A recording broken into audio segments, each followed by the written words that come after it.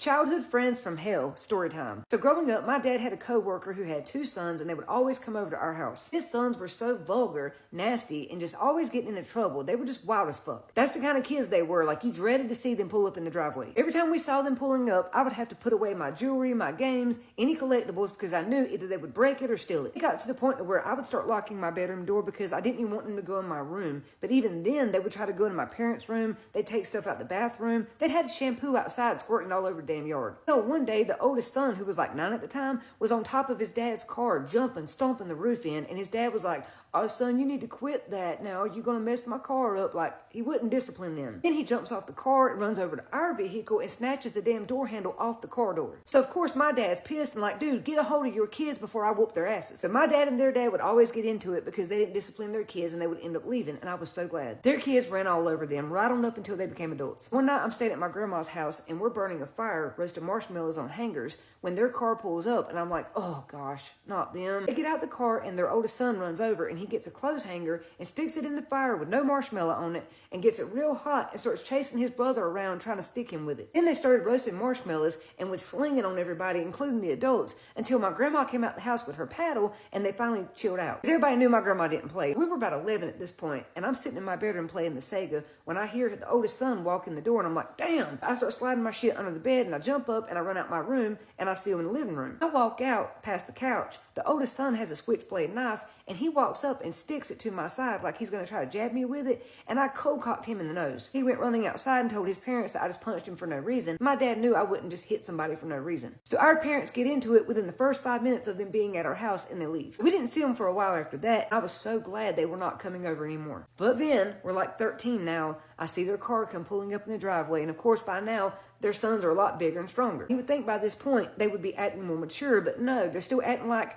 hyper-ass 5-year-olds, running all over the yard, screaming and yelling, breaking shit, just crazy. I go sit on the trampoline talking to my cousin. We saw the oldest one grabbing my dog's foot and trying to snatch it backwards, shoving him down. So I walked over and I grabbed the boy's foot and snatched him down. Like, "Do you like it?" And he started crying. I said, "Well, do you see how it feels?" Sometimes we would all go fishing together, and this day we went to the river. So they were jumping and running and yelling, acting crazy as hell. And I was like, "Y'all, shut up. I can't catch any fish with all that noise." So the oldest one said, "Fine, we'll be quiet."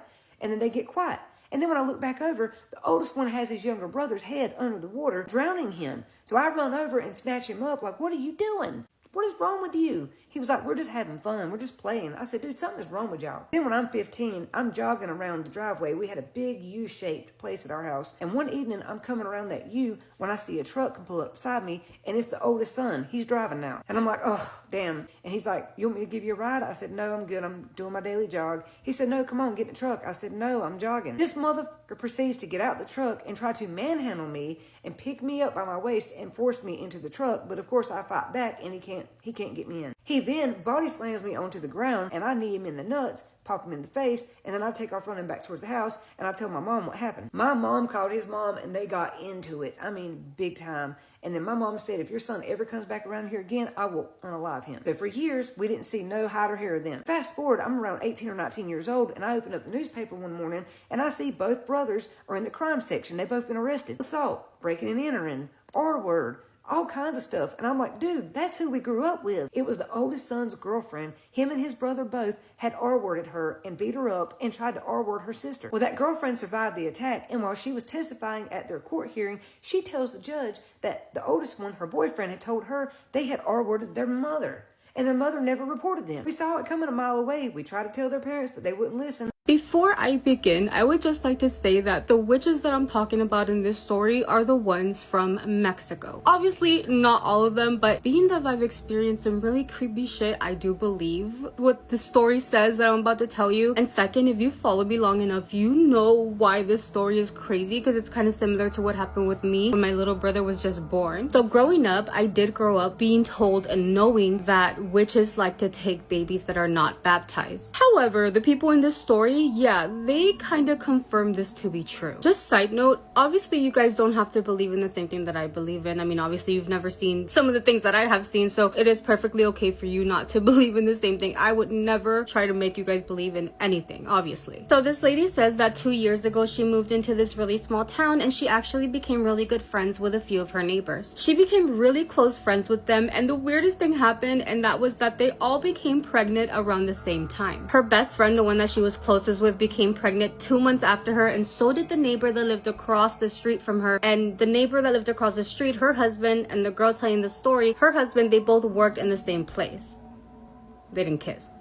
They And then her neighbor that lived on the opposite side, like next to her, got pregnant a month after her other two friends. 4 ladies pregnant at the same time, which she actually says she loved because they got a lot closer. They were going through things together. They would lend each other things. They would talk about the changes that were happening in their bodies. And they would even joke around that there was going to be a daycare in this town because of them. So with time, obviously, they all had their babies and everything seemed normal in the beginning. The 2 husbands that work together in the same company would actually get rides from the company, so they would get picked up around 4:45 in the morning. So obviously they would wake up really early to get ready for work. So there was one morning where her husband literally got jolted awake, and he ends up telling her that it was because he heard somebody whistling at him, the kind of whistle where like somebody's calling you to go outside. He thought he was late for work, and he honestly thought that it was the other lady's husband whistling at him, because sometimes he did that when he was already outside waiting for the ride. So obviously he's thinking he's late, so he gets up, starts to put his clothes on, but he still hears that person whistling. So he grabbed his phone to see the time, and it was only 3:45 in the morning. He thought that was weird because his neighbor never went outside this early. Like, it was way too early for him to be telling him to hurry up. Because of this, he actually went to the window to go see like what the hell the neighbor was doing outside. And when he did, he sees that in the middle of the street between the house of the neighbor and his, he sees that there was 2 really big birds just there on the street. And it didn't look like normal birds because they were massive. He explained that these birds were very still, almost like if they were just observing the houses. When he finally looked across to the neighbor's house, he actually saw that the guy that he works with and the wife were also looking out the window and seeing the same thing. He said that all 3 of them just stayed there looking at those massive birds for a while, and she explained how her husband is not like an easy person to scare, but for whatever reason in that moment, he just felt uneasy. He got a little bit, terrified of what he was looking at. He even remembers that he got goosebumps, and in that moment he just for some reason needed to go and see if the baby was okay in the room. He does end up going to the baby's room, noticing that she's fast asleep and safe, and obviously he couldn't even go back to sleep that morning. They tried to be realistic and thought that maybe it was just a bird that they hadn't seen in the area and maybe it was just coming through. However, as the days would go by, they would continue to hear the whistling. Some of those times they would again go look at the window, and these times like the birds were nowhere. They would just hear the whistling without actually seeing them on the street. She explains that one morning her husband literally shook her awake and was like, "Do you hear that? Do you hear that?" And as she woke up, she could hear the whistling again, like over and over. Again, they went to the window to go see if they can look at the birds, but again, the birds were not there. Like, you could only hear them and not see them. It got to a point where everybody in the town started talking about these whistlings, that everybody started to wake up to the whistles, so they were all talking about it amongst each other. One day they were talking about this, and they had some of their elderly neighbors there with them, and that was when those elderly neighbors told them something that just made their skin crawl. The elderly lady tells them that normally in other towns, then when they've experienced this, it's not actually birds, they're witches that are coming because maybe a few babies have been born, and these witches tend to take the babies who are not baptized. Now, she had never heard about this, and she also was like, I don't know if this could be true or just like old wise tales, but a lot of them did get scared and eventually decided to baptize their children. They wanted to baptize the kids and do it immediately because they just wanted to feel like their babies were protected. Now, again, there's 4 babies that were born, and only 3 of them baptized their babies because the other one, they both didn't believe in this religion. They didn't believe in like witches and things of that sort. They believed that those birds were just birds, so obviously they're not going to baptize or go against what they believe just so that they feel safe. Now, after the time has passed and something very tragic happens, that last couple, the one that didn't baptize their baby, actually ended up losing their baby. Apparently the baby passed away when it was sleeping. No one could actually explain what happened, and the doctors were saying that it was a muerte de cuna. I'm not sure what that means. Can somebody let me know in the comments? Don't even look it up. Google is free. So it says muerte de cuna translates to crib death or cot death. It is a common term used for sudden infant death syndrome, which is a sudden, unexpected, and unexplained death of a seemingly healthy baby under 1 year of age. That is horrifying. That is so fucking scary. What the fuck? After this, that couple ended up having a lot of problems. They started arguing a lot to the point where they actually got a divorce. They obviously both left that house and they ended up leaving that town altogether. Now, the girl telling us the story says that after they moved out, no one ever rented that house again, and strange things started happening because they would hear almost like if somebody was walking in there or like if somebody was moving things in there. And of course, it's weird because nobody is in there. Now, she says that time has passed and they still hear those whistlings, but they've decided to ignore it and nothing is ever happening to their baby, so they just don't even want to think about it. Now, unfortunately, because of what happened, she says that she does believe that, witches do come for kids that are not baptized. But she also doesn't want to know any more about it. She just doesn't understand, and she doesn't want to know more about things that she does not understand. What would you do if when you were little, you made a friend behind the woods in your neighborhood, and then you realized that they've been dead this entire time? This is Scared with Jess, and today's story is about someone who said that the little girl kept trying to get her to crawl down into a hole hidden in the woods. When I was 8, my parents rented a house at the edge of a neighborhood with woods behind it. There was a ditch behind the last row of yards, and then brush, and then some trees. Adults just called it the woods. I was an only child, so when I met a girl my age back there, I was excited right away. Her name was Ava. At least that's what she told me. The first time I saw her, she was standing in the weeds near the ditch in a faded pink shirt and dirty white shoes, watching me like she had been waiting for me. She smiled first and asked if I wanted to see something. After that, she was just there. Every day after school, if I went near the back of the yard, I could find her there somewhere near the ditch or standing just inside the brush. I never saw her come from any house. I never saw an adult with her. She was just always near the woods. At first, my parents were happy I had made a friend, but there were things about Ava that felt off. She never came inside, not once. If I invited her in for a snack, she'd say she wasn't hungry. If I wanted to show her my room, she'd say maybe another day. She never crossed our back door, and she always wanted to play in the same place. There was a hole in the woods, half hidden under roots and weeds. It looked narrow at the top and pitch black inside. The first time she showed it to me, she crouched beside it and smiled like it was a secret. She said, "You can fit." I told her I didn't want to. She just smiled and said maybe another day. After that, she kept bringing me back there. Every time we stood by that hole, she'd say things that made my skin crawl. It opens up underneath. It's bigger once you're in. It's nicer when there are two. I did not like that. Then one day I got annoyed enough to ask her where she lived. I told her I wasn't playing unless she showed me. She led me further into the woods than we had ever gone before, and into this little clearing where there wasn't a house at all. Just rotted wood and rusted metal, a piece of collapsed structure half sunk into the dirt. I asked what it was. Then she pointed at the ground and said in a voice that dropped lower at the end like something underneath it was speaking with her. It fell on me. I ran, and the next day she was back like nothing had happened. That was one of the worst things about her. She could say something horrible, and then the next time I saw her, she'd be smiling and acting normal enough that I felt stupid for even being scared. Then one afternoon, I went back there alone. I don't even know why. I think I wanted to prove to myself that I had made her strange in my head. I knelt down at the edge of the hole and looked in longer than I ever had before.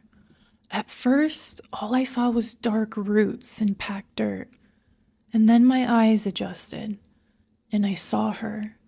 She was down there, farther down than I thought the hole even went, standing in that dark, narrow space and looking straight up at me. Her face was tipped back too far, and her mouth was hanging open. Dirt was packed beneath her teeth. One arm hung wrong at the elbow.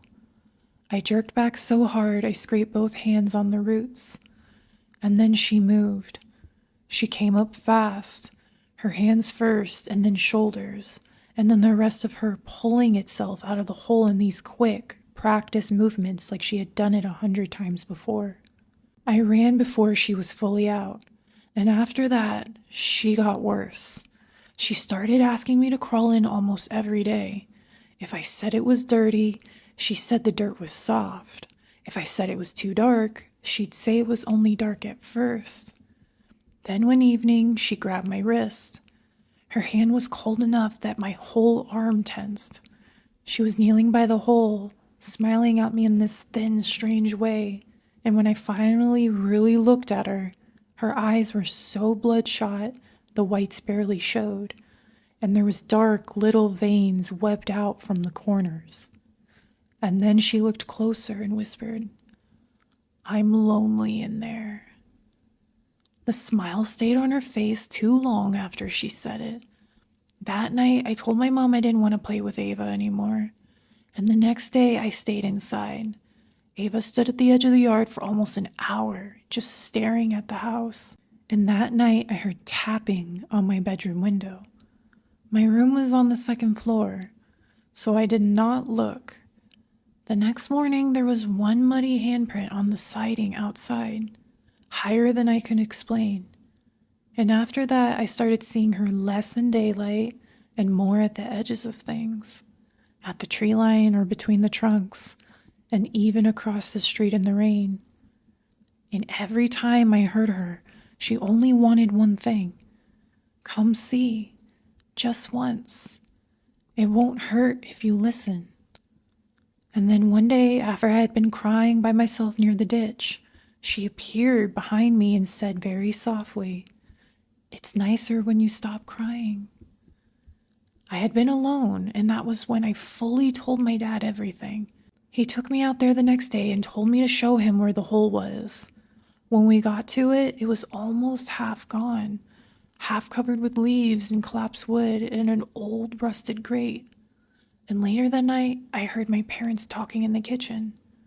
A girl had disappeared in the woods years earlier. They found her after part of an old ground cover had collapsed in. I never saw Ava in full daylight again after that, but I knew she was still there. We moved the next spring, and on the last day before we left, I went to the back edge of the yard one final time. She was waiting at the ditch. Same outfit and same little smile. She asked where I had been. I told her we were leaving, and then she asked one last time if I wanted to come see. I said no, and her smile slipped for just a second. And for the first time, I saw what had always been there underneath it: the dirt in the corners of her mouth and the dark around her eyes. And the look on her face, it was not like hurt, it was like hunger. And then she said, "I waited so long," and I ran home without looking back. Anyway, good luck sleeping tonight.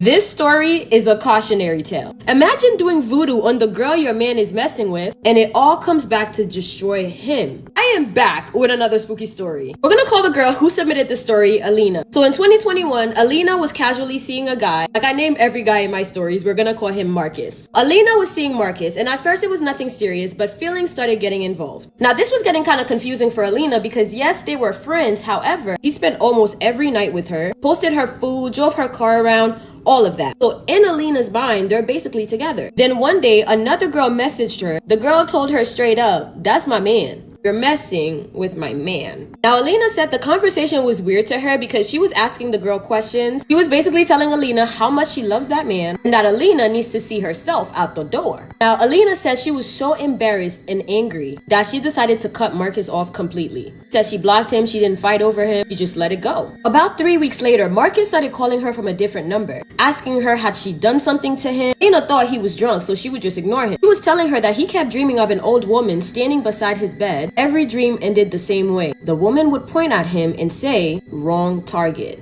After that, things in his life started collapsing really fast. He lost his job after showing up late because he couldn't sleep. His apartment flooded from a busted pipe above him. His car battery kept dying in random places, and his health started acting weird. He kept calling Alina to tell her about all these problems. The final straw was when he developed heart problems, even though doctors really couldn't find anything wrong with him. At this point, Alina's thinking maybe he's spiraling.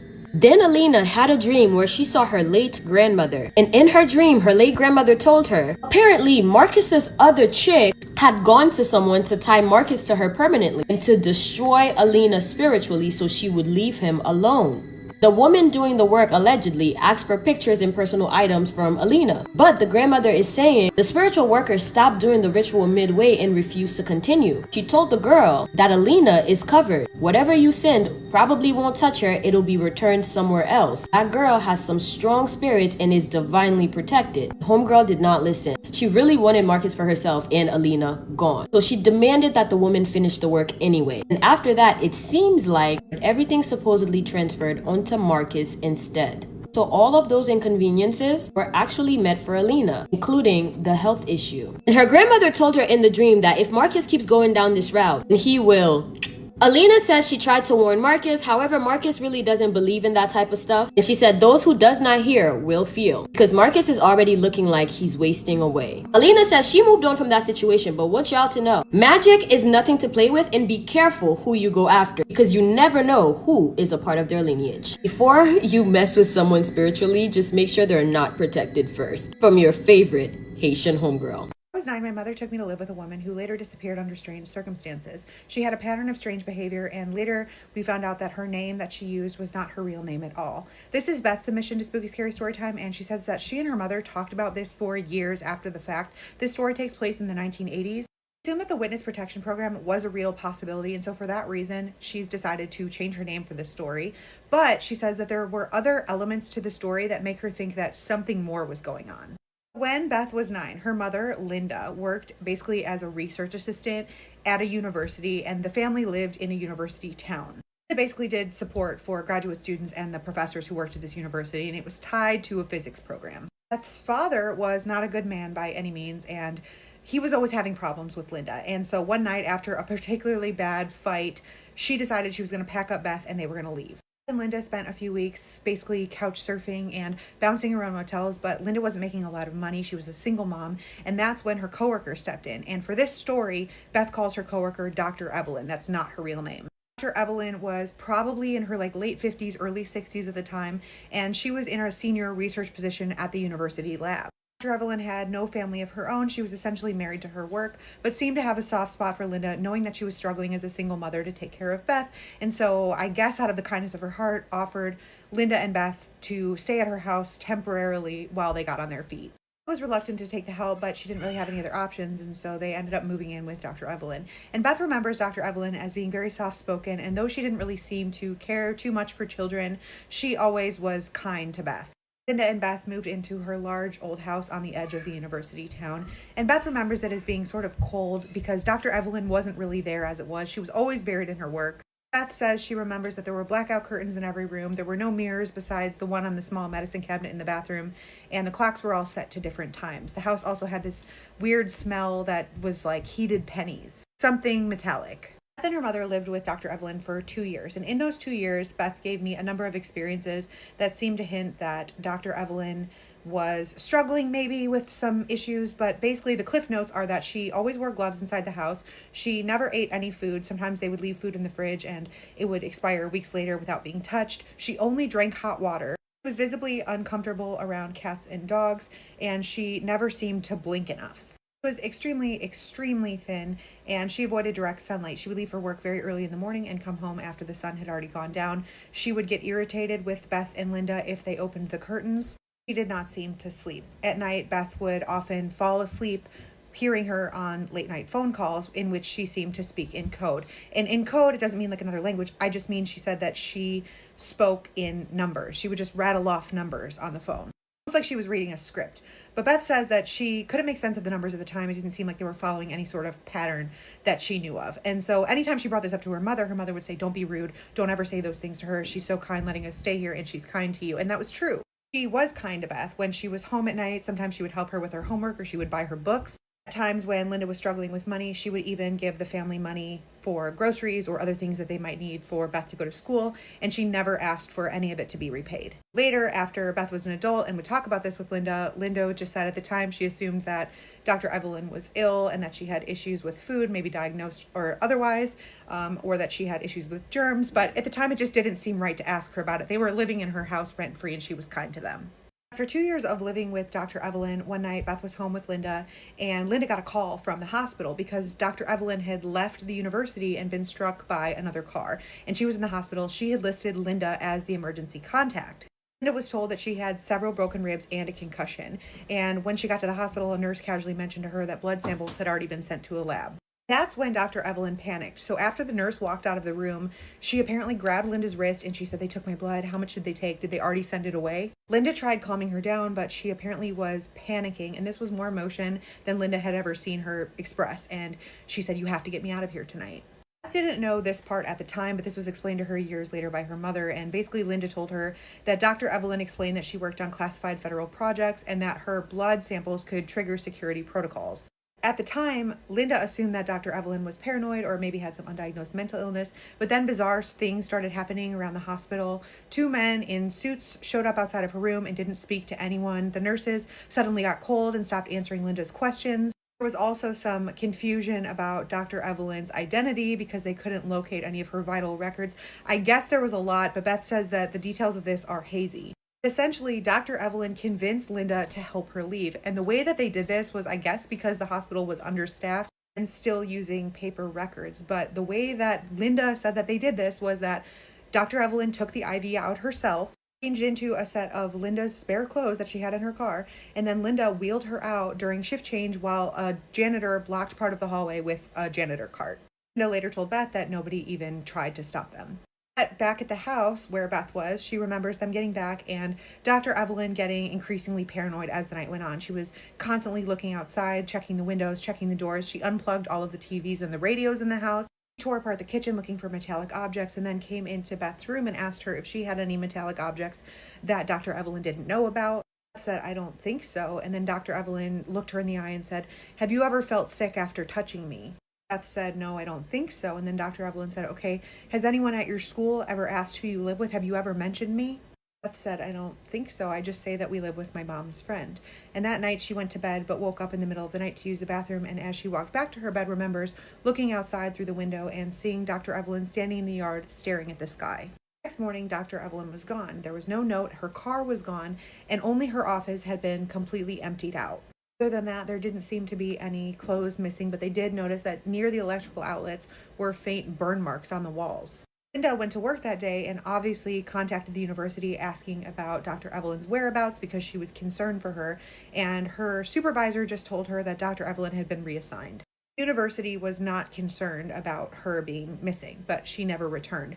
But after that, strange men started showing up at the house. First, they just seemed to be poking around outside, and Linda assumed that they were tied to the property ownership or the landlords or something because they wore dark suits, but not uniforms. But then they rang the doorbell and Linda answered. Asked Linda if she had any idea of what happened to Dr. Evelyn. She was like, no. But then they started asking questions about Beth. They were like, has she reported any strange illnesses? And one of the men asked Beth directly, did Dr. Evelyn ever tell you anything about her work when your mother wasn't around? And Beth remembers feeling terrified. She was 11 years old. She didn't know what was going on. And she just said that she didn't really know how to answer their question. She didn't remember anything super strange, but she did remember that one night Dr. Evelyn had tucked her into bed and told her that you are more resilient than expected. And she wasn't sure what that meant at the time. The kicker is they eventually found out that Dr. Evelyn was not her real name at all. She never owned the house. The property actually belonged to a deceased couple, and the taxes had been paid through shell companies for years. Eventually, the legal representatives of the estate forced Linda and Beth to move out, and they ended up staying at another motel before finally getting on their feet. But what ended up unsettling Linda the most was she poked around at the university and found out that there were no records of Dr. Evelyn working there. When she asked her supervisors about it, they told her to stop putting her nose where it didn't belong, essentially. After that, Linda remained terrified for years. Beth remembers her panicking anytime there was a car that she didn't recognize parked outside of their apartment. And about 2 years after all of this went down, when there had been zero contact with Dr. Evelyn, they received a letter in their mailbox, and there was no sender. Addressed to Linda and Beth, and inside was just a plain white index card that said, "I'm sorry they know about you now. Please do not sign up for any medical studies in the future."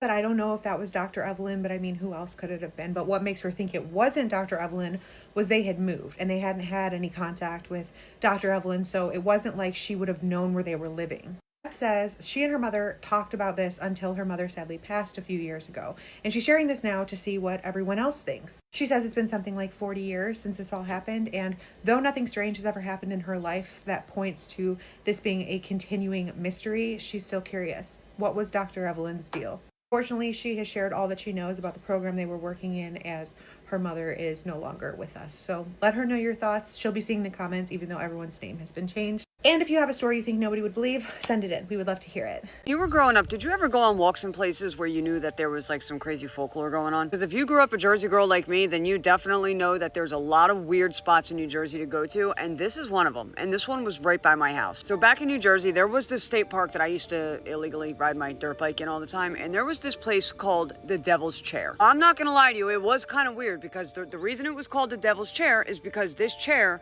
was from, it was so old. It was from like definitely like 1700 style chair, like wooden chair, and it was placed in the center of this field out in this state park. The reason that they call it Devil's Chair is because this chair has been placed there, and for some odd reason, nothing grows around the chair. Now, me being a gardener growing up, I used to think, okay, maybe someone is either mowing it around the chair, or it's the fact that the sunlight wasn't hitting around the chair and that's why nothing was growing. But turns out that wasn't the case. All I can tell you is that it's really creepy when you walk by that chair and you know, or take the trail back there and you see this chair, just this old dirty chair sitting in the middle of this field, and then there's literally nothing growing in a circle around it. Well, one summer night, me and my friends decided to take a hike out in that state park, and we wanted to see if we could go see anything creepy around this chair. So I remember as we're walking through the woods, you literally heard this like humming sound, like almost like someone was going, and if that isn't creepy enough, we started walking more towards where the chair was, and of course, like I said, you see this white chair sitting in the middle of a field by itself, and it's all dirty and chipped up, and like I said, there's nothing growing around it. And it got even creepier when one of us noticed that there was this figure, and literally a figure looked like it was sitting in this chair. If I could describe you the feeling that I got when I saw this figure, I would, but it was just this overwhelming dread feeling, like overwhelming like depression feeling that came over me when we saw this figure sitting there. I honestly can't sit here and tell you if this thing was evil or if it was just this feeling like, don't leave me, like it didn't want to be alone. One thing I do know is that we all got scared shitless when we decided to continue to walk towards this chair and to see what this thing was, because we were crazy like that, and you literally heard like almost as if the chair was squeaking or creaking because whatever was in it decided to get up. After that, we got so scared we just stopped in our tracks, and then all we saw was just poof, like this thing just disappeared. Almost like it stood up and just walked off into the darkness. Just so you know, yes, till this day, that chair is still there. And if you guys have any folklore type places where you grew up, put it down in the comments. I would love to read them, and follow for more crazy stories of my life. Snacks in hand, the vibe is set, and once I start, don't eat too much because you gotta stay fine. But come on, bestie is. Yes! Hi, bestie boo. I missed you so much. What you doing? You want to go get your snack, right? You want to go get your gardening essentials? Okay. So, I did upload a new compilation a few days ago, and I will upload a new one tomorrow. So, make sure you're watching my compilations and nobody else's, because they're making money off of me. If you want my story times in long form, head over to my YouTube channel and watch it there. Anyway, let's get on to the story. So, for the sake of the story, let's call this girl Lisa. So, it's summer night and Lisa was out with her friend. Late nights at the club, you know, you get hungry and all of that. So, they stopped by a gas station after the club to get some snacks so they could, like, eat on the way home, you know, drunk shit. So, when they get to the gas station, right, of course, at the gas station, there's a crackhead. And usually there's always, you know, a crackhead at the gas station. Anyway, they see the crackhead, of course, they try to keep their distance. And they go in the store, they go get their snacks and drinks or whatever that they need, and they come out. And as they come out, they see the crackhead kind of, like, approaching them. And so they try to, like, speed walk to get to their car. And the crackhead is like, wait! And immediately they're like, I'm so sorry, like, we don't have any money, we don't have any change. And the crackhead gets closer to them and says, I don't want your money, I don't want your change, I just want you to be saved. So they're looking like, what you mean? But at the same time, they're still like, it's crackheads. They ain't trying to get too close. And so the crackhead is like, God wants to save you. God wants to save you. And so they're like, oh, well, thank you so much. Thank you for letting us know. We're gonna go. And they get in the car, and the crackhead literally gets in front of their car so they don't leave the parking spot. And he just kept repeating, God wants to save you. God wants to save you.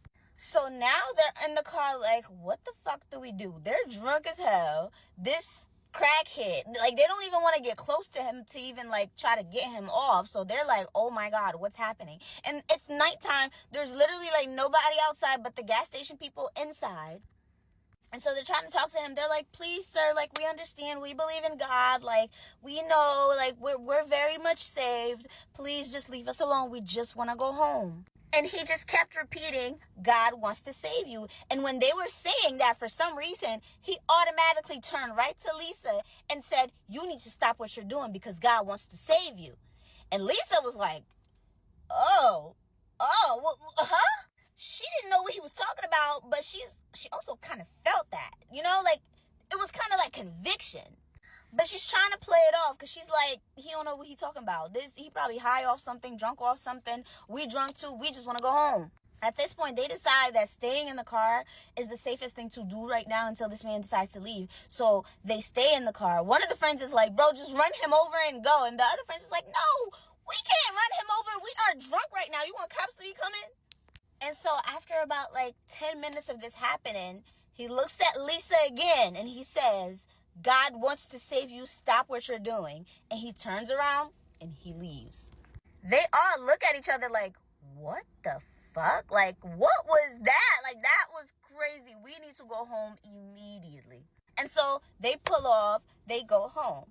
About 3 blocks from the gas station, they drive past, and there is a 2 collision car accident. They are like the first witnesses to get there because both people in both cars weren't conscious. So they ended up pulling over and they called the cops. And of course, seeing that immediately sobered them up. They weren't even drunk no more. So when the cops came, they spoke to the cops and everything like that. Thank God the cops didn't know that they were drinking because, like, at this point, they're sobered up because this is, like, crazy. And especially with what just happened with the crackhead, they're like, but Lisa knew. Lisa, like, she knew. She's like, yo, I think we were just saved. I think that's why he kept saying God wants to save you. And so for the rest of the night, while all the other girls are, helping and stuff like that, Lisa was just quiet because she felt so convicted because the people around Lisa had been telling her that she has a drinking problem, and to her, she don't have a drinking problem. So that's what that was about. The crackhead telling her, you need to stop what you're doing, God wants to save you. When she felt that, she felt it. And at some point, the cause of the accident, the guy that was driving, when, the cops were pulling him out the car, he was super intoxicated because he had, kind of gained consciousness back. But you can tell, like, he was definitely drunk as fuck. So the irony that they were drunk, Lisa has like an undergoing drinking problem that she's not really paying attention to. And the drunk guy causing the accident that would have been them. And this was confirmed because after the whole thing happened, they go home or whatever, they talk about it. A few days later, they got updates about the whole situation, especially Lisa. Like, she needed updates, like she needed to know. So she found out that the moment that guy at the gas station said to her, you need to stop what you're doing, God wants to save you, and walked away, is the exact moment the accident happened. Now, when she tried to explain this to her friends, like, she tried to tell her friends, like, this was a sign. Like, that was literally God for real. Like, that was an angel talking to us. The friends wasn't trying to hear none of that. They're like, girl, it was just a damn crackhead. Like, ugh. And because of how not serious her friends was taking this, she started to realize that she needed to change her circle, because those friends were the reasons why she was drinking so much. And the people that had been telling her to stop drinking as much were also telling her about those friends. They were telling her, like, I don't think those are the right people for you. And so, yeah, eventually after that whole situation, she had to, like, stop being friends with those friends. And she did stop drinking, and life did actually get so much better. She got the message that God was sending her, and she's doing so much better in life now. And yeah, and she just wanted to share the story. So yeah, that's the story, y'all. Don't forget to go to my YouTube channel and watch my videos, nobody else's. Don't forget to get your ebook, and I love you, okay? Also, don't forget to tell me what you were eating, okay? All right, I love you. Bye. We made it to the last day of school. We made it. We did it. It's the last day. But that also means summer vacation is coming, and I can't talk about my ghost stories in my house. So I'm going to have to wait until school starts up again in August to share my spooky experiences. Just a heads up. And I know that it's going to cost me a lot of followers. I know that going stagnant, people are going to be like, oh, she's not entertaining me anymore. Unfollow, boom. But it is what it is. I can't talk about them, you know, when I'm in my home, and I'm going to have to wait. And I still have a few in my back pocket that I can't even share now because I got to go do a couple last minute things before I pick my son up today because it's a half day. So I will be taking a break for the next couple months.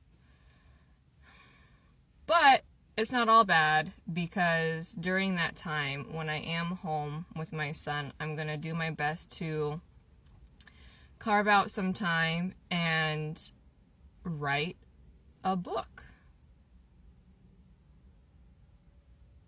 I'm going to write a book of all my experiences.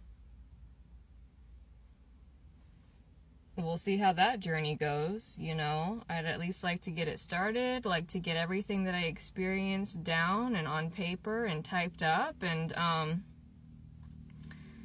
yeah. So stay tuned for that. That's exciting, right? I don't know. It's either going to be great or the worst fucking thing I've ever done, and you guys are going to hate me for it. This book sucks.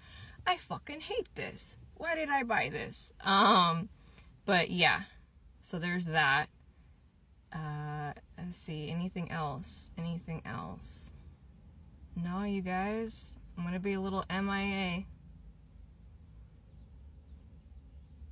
Good news is the nightmares will be able to take a break because I won't be talking about it. So that's I'll be getting some quality sleep for when I come back and share a little bit more stories with you guys. So have a great summer.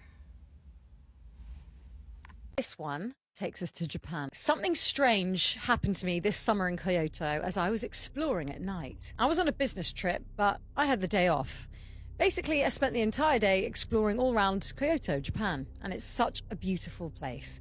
I especially like the northern side of the city since it's more wooded and quiet with old buildings and such. So towards the end of the day, I found myself walking around areas like the Philosopher's Path, very picturesque trail, and random old shrines and graveyards. It was a June night, monsoon season, and a thunderstorm developed. I was soaked and decided to walk up these long flights of stone steps up the side of a lonely mountain to seek dryness amongst the trees. Well, as I was climbing, I noticed a person coming down the opposite end of the stairs. I was taken aback since it was around 11 p.m, dark and stormy. There was someone out here as crazy as I was. As the person got closer, I noticed they were old. I think it was a lady, but it was too dark for me to see her face. They didn't acknowledge me as far as I could tell, and they passed me going down the stairs. They were wearing strange clothes, ragged, baggy things, and walking with a cane with a weird, bulbous handle. The hand holding the cane, I noticed, was wearing rings on almost every finger. Also of note is that the person was walking very slow. Just think of an old person stepping down one step and putting the opposite foot on the same step before continuing on to the lower step. that slow. I reach the top of these steps by skipping one each stride and almost sprinting to the top. It takes maybe 8 seconds to reach the top, and what do I find up here with me? The same person, with the weird ragged clothes and bulbous walking canes, standing there with their back facing me. I noticed the cane first, then the hand with the rings. It was the same person. How the hell did this crippled, slow-moving person beat me to the top after passing them 60 or so feet downstairs? I stood there like a dummy, and then there was a rumbling from the stool. I look away for a second, and then I notice the head was facing me when I looked back. I couldn't see any features, since the shadows were covering it, but there was an eerie, strange calm. I ran like a gazelle in the Serengeti down those steps and through the trail down the mountain. As I ran, I heard distant drumming echoing from somewhere off the mountain. I returned to the hotel drenched, and I couldn't sleep well that night. I returned to Kyoto a few months later and decided to look for that spot again, but I couldn't find it. I'll be back again next June, though. Maybe I'll go looking again. The end. Have you ever had a prayer directly answered, or maybe manifested something from just your thoughts? A woman named Mandy tells her story, and I think it might be a little bit of both. Mandy's mother had given her a sweater and a necklace for her birthday. So she carries both items to a very specific spot in her room, lays them there neatly, and leaves. So later, when she goes to wear them, she notices the necklace was inexplicably just gone. She says, long story short, no, there's just no way that it would be gone. There's nobody in the house that would go in and take it. She said, trust me, it just disappeared, and I was very upset. So fast forward now a few days later. Mandy's in the shower and she's just thinking about random things. And one of the intrusive thoughts that just randomly popped into her head was something like, why is it that God wants us to believe in him without any proof at all? She goes, I wasn't trying to be controversial. It was just something that was going through my head randomly at the moment. She said she continued to think about it, and then she wondered too, if God did give her a sign, would she believe in him then? All right, get this. Mandy steps out of the shower. She dries off, and she goes over to the pile of clothing that she had neatly laid out for herself. And sitting right on top was that necklace. She said it was as though she had placed it there herself. Everything was neatly folded, and that necklace was sitting directly, perfectly centered on top of the clothing. She wants to add that this was a particularly long and chunky necklace. This necklace took up space. It had weight to it, and it clanked. There's just no way it would have gone unnoticed and accidentally attached itself to the pile of clothing somehow. Mandy even said it practically gleamed. She also makes mention that the bathroom was locked, so no one could have gotten in to place it there. She had not seen it since her birthday, and then all of a sudden, there it is. She goes, it was impossible for it to be there. She said for the longest time she hadn't told anybody because it does seem really crazy, and if it wouldn't have happened to her herself, she probably wouldn't have believed it, but she knows that it absolutely happened. She ends it by saying, I guess God really did give me a sign, right? Oh, and she also wants to tell you that yes, she does have a working carbon monoxide detector, since everybody goes right to that when there are these similar experiences. So fun. I really like that one. Has anything like this ever happened to you? Has a prayer been answered? Has an intrusive thought turned into manifestation? Drop your thoughts in the comments, and if you're new here, you gotta follow for more creepy story time. Have you ever had stuff just randomly disappear from your house? Like one day you discover that something is missing, and for years you look for it, but then one day it mysteriously appears. Believe it or not, this is quite common amongst people. But could there be something supernatural to that? Now, cultures across the world all spoke of these trickster-type spirits that were known for playing tricks on people. They would often come into people's homes at night and move around stuff, take stuff, and you ask, why would they do this? Because this creates fear, this creates confusion, and this creates anger. All of things which negative entities feed on. So if they take an object from your home and they move it or they hide it and you can't find it, you get freaked out, you get angry, and often it can cause division in the home amongst people. Now, the Native Americans right? They have these stories of animals being these trickster type spirits. In European culture, they call them goblins and fairies, but these things are very much real. Now, there was this guy named Marcus. Marcus and his mom lived in Tampa Bay, Florida. And he said one day he was in his bedroom and he had this big cabinet. And on the top shelf, he kept this ring. This ring was special to him because his father gave it to him before he passed away. So he would often take the ring out and he would put it on because it reminded him of him. And when he was done with the ring, he would put it on that top shelf every time. But he said one day he went to go and grab the ring and it wasn't there. So he started frantically searching his entire room and he can't find this thing. So he goes out to the room and he goes to his mother's room and he says, Mom, like, did you take Dad's ring? Like, what did you do with it? She says, I did not touch your dad's ring. Like, I haven't been in your bedroom. So they search the entire house. They cannot find this ring anywhere. A couple weeks later, his mom comes running into his room and she's like, okay, Marcus, what did you do with my favorite dress? He goes, what are you talking about? And she goes, I know that you've taken my dress and hidden it somewhere or done something with it because you were mad at me about the ring. And he goes, Mom, like, I didn't take your dress. And she goes, okay, whatever. Over the next few months, they start noticing more and more things go missing around their house. And it was getting to the point where Marcus would be brushing his hair. He would set down his comb and then it was gone. And he could not find these items anywhere. So one day he has a talk with his friend who was very superstitious. And she tells him, you know, sometimes spirits take these objects and these items from our homes. Why don't you call out alone in your bedroom and ask the spirit to return this item? So he goes home and he goes into his bedroom and he says, you know, hey, could you please return my father's ring? Like, it means a lot to me. That night he goes to bed.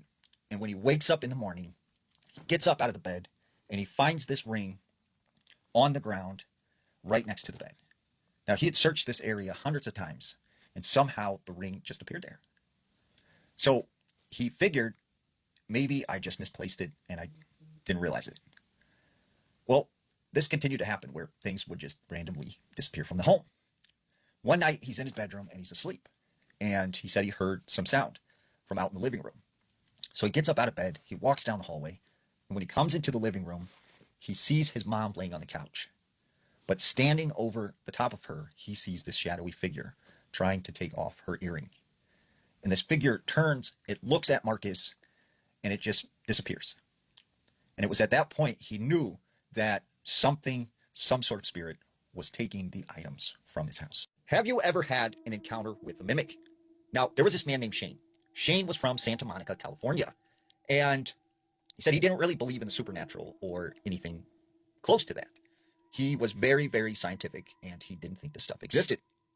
Well, one night he said he was driving outside of Los Angeles, and he was in this pretty dense forested area, heading back home. He said as he was driving, he noticed out of the corner of his eye something run into the road. And at the last minute, he swerved, but he still hit this thing. And he felt sort of the impact. And it actually caused his car to kind of shift. So he thinks, I've hit a person, I've hit an animal, like, oh no, this is like really bad. He gets out of his vehicle, walks around to the back, walks around to the front, but he doesn't see anything. There's no animals, there's no humans, there's nothing around. So he goes to the front of his car and he starts inspecting. And he does see some significant damage on the hood, like he'd hit something. Now at this time, he has his driver's side door open. And as he's inspecting the front of his car, he hears a loud slamming sound. And when he looks, his door on his car had shut by itself. But as he looks inside the car, he doesn't see anybody. No one has gotten into his car, but something shut the door. So he jumps back into his car and he speeds off. Now, he doesn't tell his wife about any of this because he didn't want to freak her out. This was on a Wednesday. So a couple days later, Friday night, he said him and his wife were asleep. His wife was on the right side of him.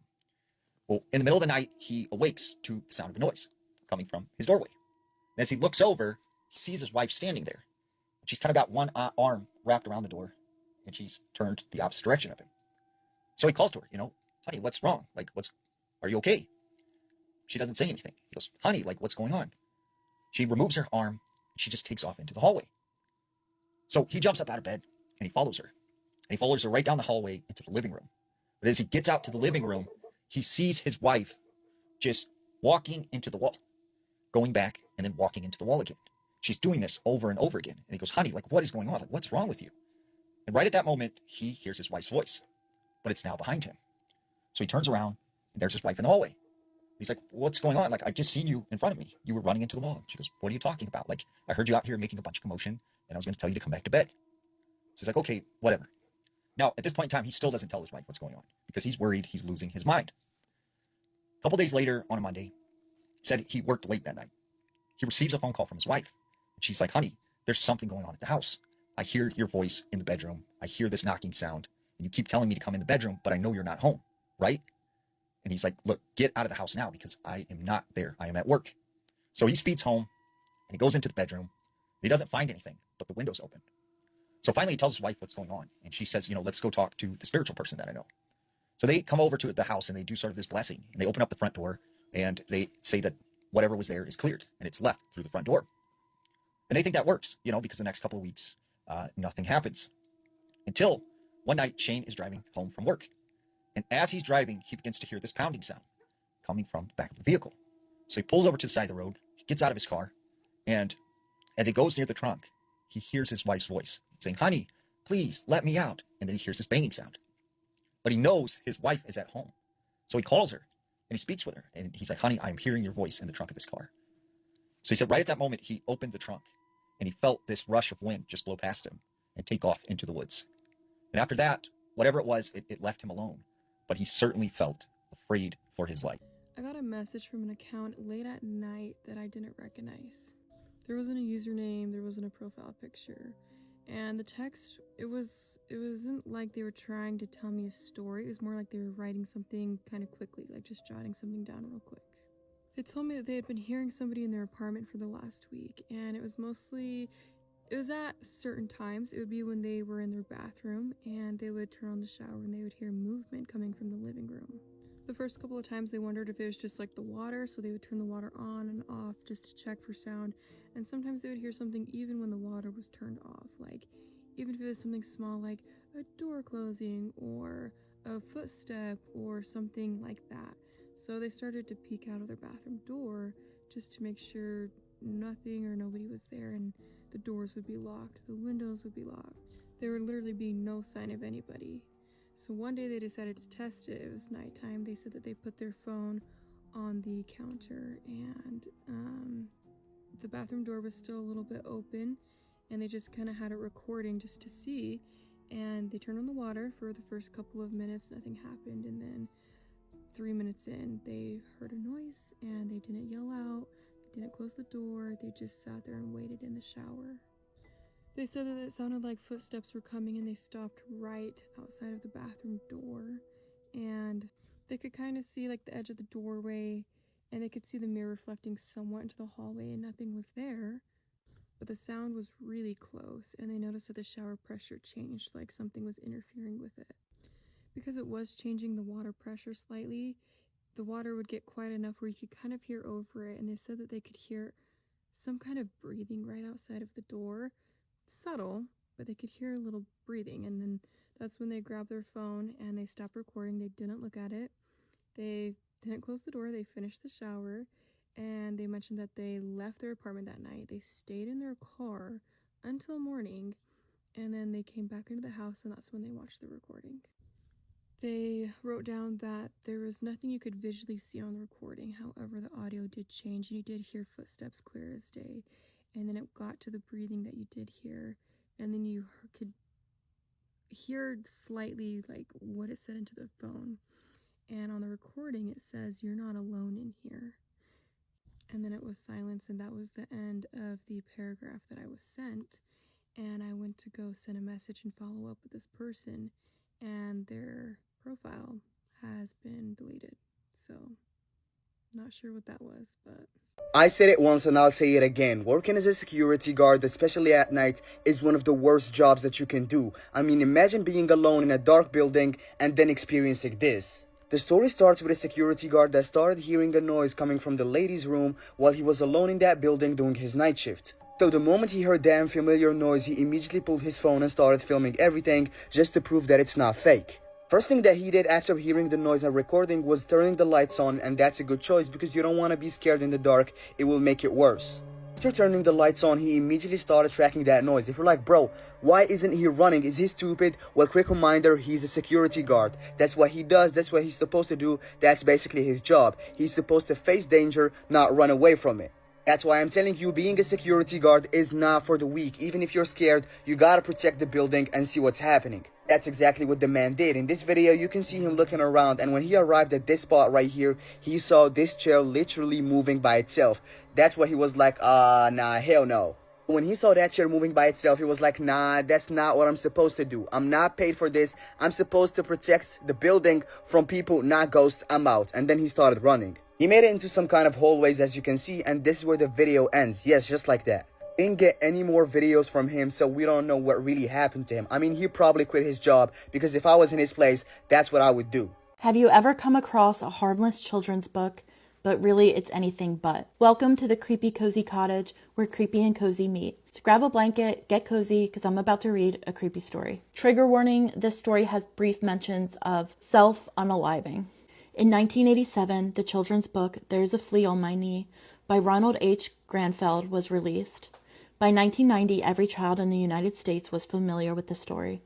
The book, about a young boy trying to dig a hole only to find out that he is actually on a giant's knee, was compared favorably to the works of Dr. Seuss. The beginning line, "There's a flea on my knee that I cannot see, of which the itch bothers poor me," was quoted by millions of children and parents. Due to the success of this children's book, Granfeld published a second book, Three-Hand Band, in 1989, about two children that play music on pots and pans while one spins a baton in his left hand. While not as successful as his previous work, it was still very well received. Overall, Granfeld was a reclusive figure that the American public knew almost nothing about, outside of name, and questions existed if Granfeld was actually a pen name. Granfeld never granted interviews nor appearances, despite being an extremely popular children's author. A final book by Granfeld was titled Oh, the Secrets We Will Tell. This book, published in 1991, was 57 pages of rhymes and stories. Many of the stories in Oh, the Secrets used seemingly fictional words that formed rhymes and rhythmic patterns. Some stories were reminiscent of original works of the Brother Grimm and older European folk tales, leading the book to have a darker feel than the first two publications.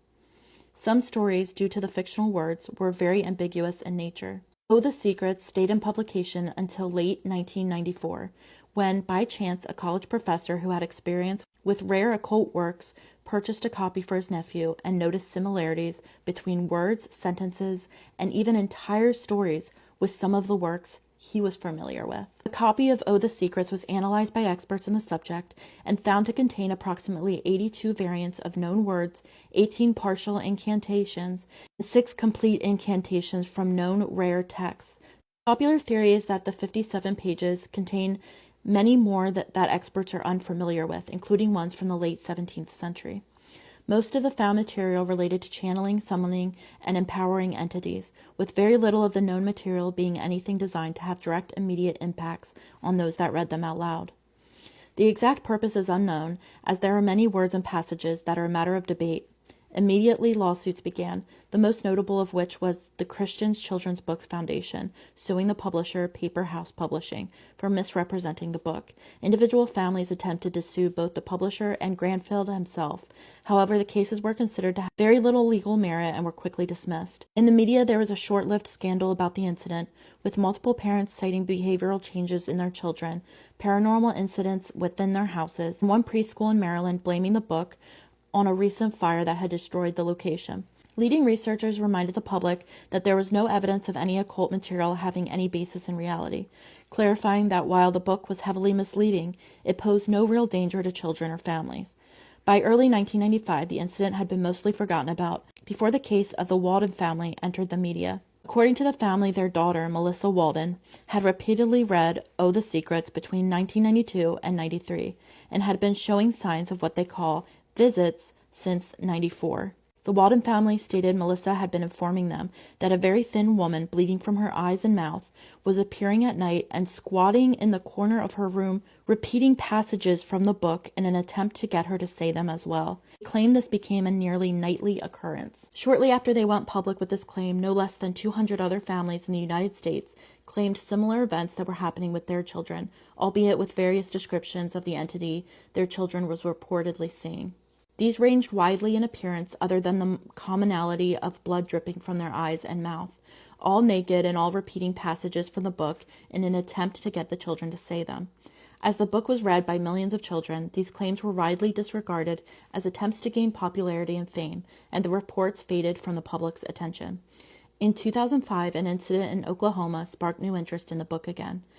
8 of the 200 children, now young adults, were found to have unalived themselves in a ritualistic manner with passages from the book written nearby. These individuals have traveled from various parts of the country to meet at that location. A document found at the scene had passages from the book along with passages not found within. Reportedly, these new passages were found spoken by their respective figures. Since this incident, there have been a recorded 22 self-unalivings in similar manner with similar messages by individuals that were believed to have read the book during the period it was published. However, there is an unconfirmed theory that the uptick in unalivings between 2003 and 2009 is related to the book, and that friends and family have made efforts to hide details in order to not associate the events with the publication. Due to the urban legend nature of the book and subsequent incidents, many claim to know someone that is reported to have read the book and experienced an entity visiting them at intervals in an attempt to get them to repeat passages. As of 2020, the book has been published as an oddity and gag and is available at some major retailers under the category of children's book. Let me know what you thought of that story, and if you have any scary stories of your own that you'd like me to read, just send me a message. I do not want to get sued, so I'm just going to do a little disclaimer. Everything in the story is alleged, even though it's kind of believable. So this is the one and only story that this account has ever posted online. We're going to call our author Nathan, and he used to work security at Disney World. And the only reason why he's posting this story online is because everyone is trying to keep this very hush-hush, and he knows what actually happened to this family. So one day, Nathan gets a call from upper management, and he has to go and check on a room of a family that had not, turned over yet. I guess housekeeping had gone in, and everything was still in there. Clothes, luggage, toys, everything. Now they figured this had to be some sort of mix-up, because it was a family of 4, and there's no way that they could just be gone. It was literally like this family had stepped out of their hotel room and then just never came back. So when he looks a little further into it, he realizes that their car is still parked in the parking lot. And that's when things stopped feeling like a coincidence. So the only way to figure out what happened to them is he starts looking into their passes, because it has a history of everything that they did on their vacation. It has their dining plan, their ride history, park entries, everything. So the last day that they were seen was at Magic Kingdom, and they had gone to breakfast, they went on a couple rides, and the last entry on their pass was It's a Small World. And then there was nothing after that. So Nathan goes and checks the cameras for It's a Small World, and you can see mom, dad, and 2 kids getting on the ride. But when the ride ends, all the other guests get off the ride. But that family is nowhere to be seen. So they immediately shut down the ride. And there's multiple security personnel walking around trying to figure out any sort of clues to what happened to this family. And they find plenty of items, but they don't find any people. So that's when he decides to check their photo pass. Because ride photos at the end of the ride, when the camera takes your picture, they automatically save to your account. And their account had 732 photos. The first few in the account were completely normal. They were just smiling, standing in front of the castle, on a couple of different rides. But then things started to get weird, because every single photo after the first few were from It's a Small World. But what's odd is that the ride only takes 1 photo per loop.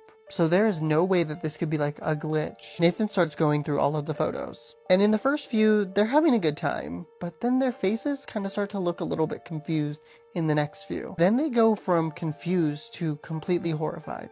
And then people start disappearing. Around the 400th photo, Nathan can only see the mom and the 2 kids. But when he looks really closely, it's almost like he can see the dad, but he's slumped over in one of the seats. At photo 675, Now it's only mom and one of the kids. And again, there's another body in one of the other seats. The closer Nathan looks, the more he realizes that the mom and the remaining kid are just sitting, staring forward. And one of the most horrifying parts is that he starts to notice that the dolls are getting closer to the car. He can just tell that they're not where they're supposed to be. In one of the photos, one of the dolls is even in the car with the family. He needs to stop looking at these photos, but when he closes out, he notices that the file size is getting even bigger, which means more photos are being added. He can see on the security cameras that the local police department had just shown up on scene, which means that they would be taking over soon. That day, he walked out of his job and never came back. So he's posting this story before the park tries to feed you some lies about what actually happened to this family, because he's sure that they're just gonna say that they vanished. But he knows where they are. Thank you for listening to today's story on Explore Paranormal. As always, I'm Jason. Let me know in the comments if you guys like this story and throw a heart on the video because it helps push it out to other people. I would appreciate it. Give me a follow if you like stories like this because I tell them all the time. And I will see you guys on the next one. Bye. When mannequins started appearing all over town, Natalie assumed it had to be a prank. But she's learning that it's not. She woke up one morning to see that somebody had put mannequins all over the park in the center of town. So cops roped off the area and people laughed. The newscasters had a great time making jokes, but they soon realized that it was not a joke. Because by Tuesday, people were dying. They found an abandoned bus that was in the middle of the road on the east side of the park. When cops opened up the doors, blood spilled out onto the pavement.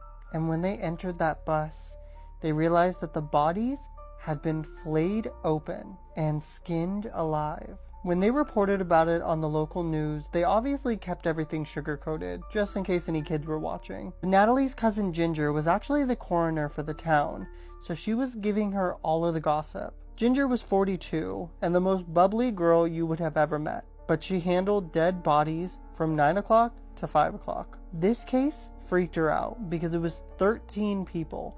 2 of them were under the age of 16, all skinned alive. Now, Natalie worked the late shift at the gas station. She always said that she was not as cool as Ginger, but she did have her fun moments. Like last summer, I guess somebody had peed in the drink cooler, and that was like about the most exciting it had gotten. But working that Tuesday had her freaked out. It had everyone in the town freaked out. And it was almost the end of her shift, so she was getting ready to close up, but she noticed somebody standing out by one of the pumps. But the odd thing was that they didn't have a car. So she went, she cleaned the bathroom, she came back out, and the person was still there. So she opened up the front door and yelled out, "Hey," into the darkness. And the figure did not move. So she had to get a little more aggressive. And she said, "What the hell are you doing out there?" And again, the figure did not move. It wasn't until a car pulled into the parking lot that she was able to get a good view. And she realized that it was not human. It was a mannequin. A cold fear washed over her, so she backed into the gas station and locked the front door. That car that pulled in paid for their gas, and they left. So Natalie tried to ignore it and just go back to what she was doing, again, figuring maybe it was some kind of sick prank. About 20 minutes passed, and she decided it was time to go look back out to see if that mannequin was still there. And now there was 3 more of them. A few of them had what looked like paper mache on them. And it wasn't until another car pulled in the parking lot that she was able to see that it wasn't paper mache. It was human flesh. It's safe to say that that car that pulled in did not stay. They literally sped out of the parking lot. So she ran to the back of the store to go and grab her phone so she could call the police. But by the time she got up to the front of the store again, she realized there was about a dozen mannequins out in the parking lot. Some of them were already close to the door. 5 of them were wearing human flesh. The cops are already on their way, so Natalie is posting this just in case something happens to her. She said if she makes it home tonight, she'll post an update. But if she doesn't, then she doesn't know. Maybe she'll end up on Ginger's table tomorrow.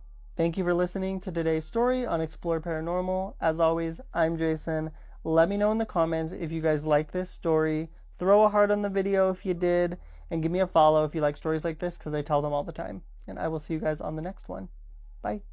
I have some creepy pictures to show you. These pictures were all sent in by my followers, so thank you very much if you have sent in a picture. I truly love making these videos for you. A few of my colleagues and I went to visit a residential school shortly after some unmarked graves of children were found. I took some pictures of the grounds and the buildings. It wasn't until I was looking at the pictures later that evening when I saw what looked like some very scary faces in one of the windows.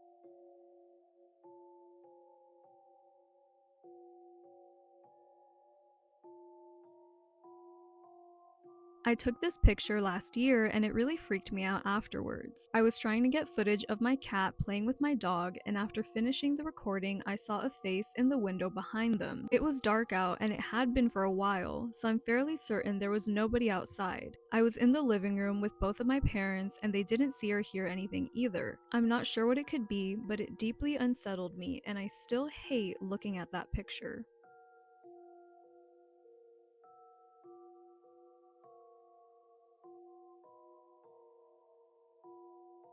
7 years ago, I was in a cemetery in Romania with a friend to admire the view of the city. At one point, we stopped, and I started to feel a cold chill run through my entire body, and my stomach started to feel upset.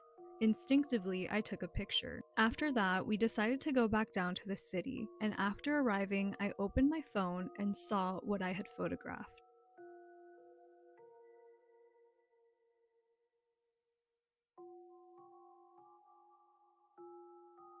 It was 2023 and I was 15 years old. I had just started helping out at my dad's business whenever I had free time. During the summer, there was this massive furnace that constantly needed to be fed wood so the heat would dry huge amounts of wet lumber stored in the drying chambers. My job was to check on the fire every 2 hours, day and night, depending on the shift that I got. Most nights were normal, but one night felt completely different.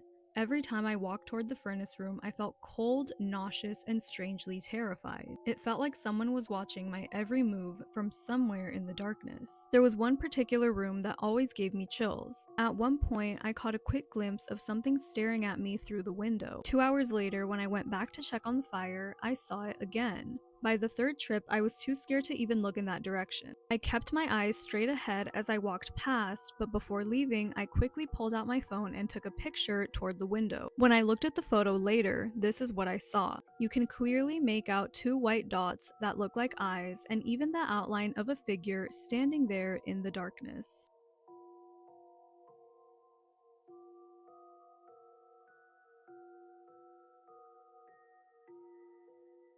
Get ready with me while I tell you guys this ghost story. This story was sent into my email, and if you have any ghost stories, paranormal encounters, or scary stories that you want to share, you can send them to the email in my bio. My grandfather spent years practicing black magic inside the building I grew up in. Oh, what? What and why? What and why? Got a little bit of sun this weekend, so I don't even know if my makeup is going to work for me anymore, but we'll see. To this day, I don't know if what we experienced were ghosts, spirits, or something worse, but I do know one thing for sure. That building was far from being empty. A couple of years ago, me and my family lived in this old apartment building that my grandfather had built himself decades earlier. And before I tell you what happened that night, I need to explain something about him. At this point, don't. My grandfather was obsessed with black magic. Not just mildly interested, not some side hobby that he would look into from time to time. I'm talking obsessed.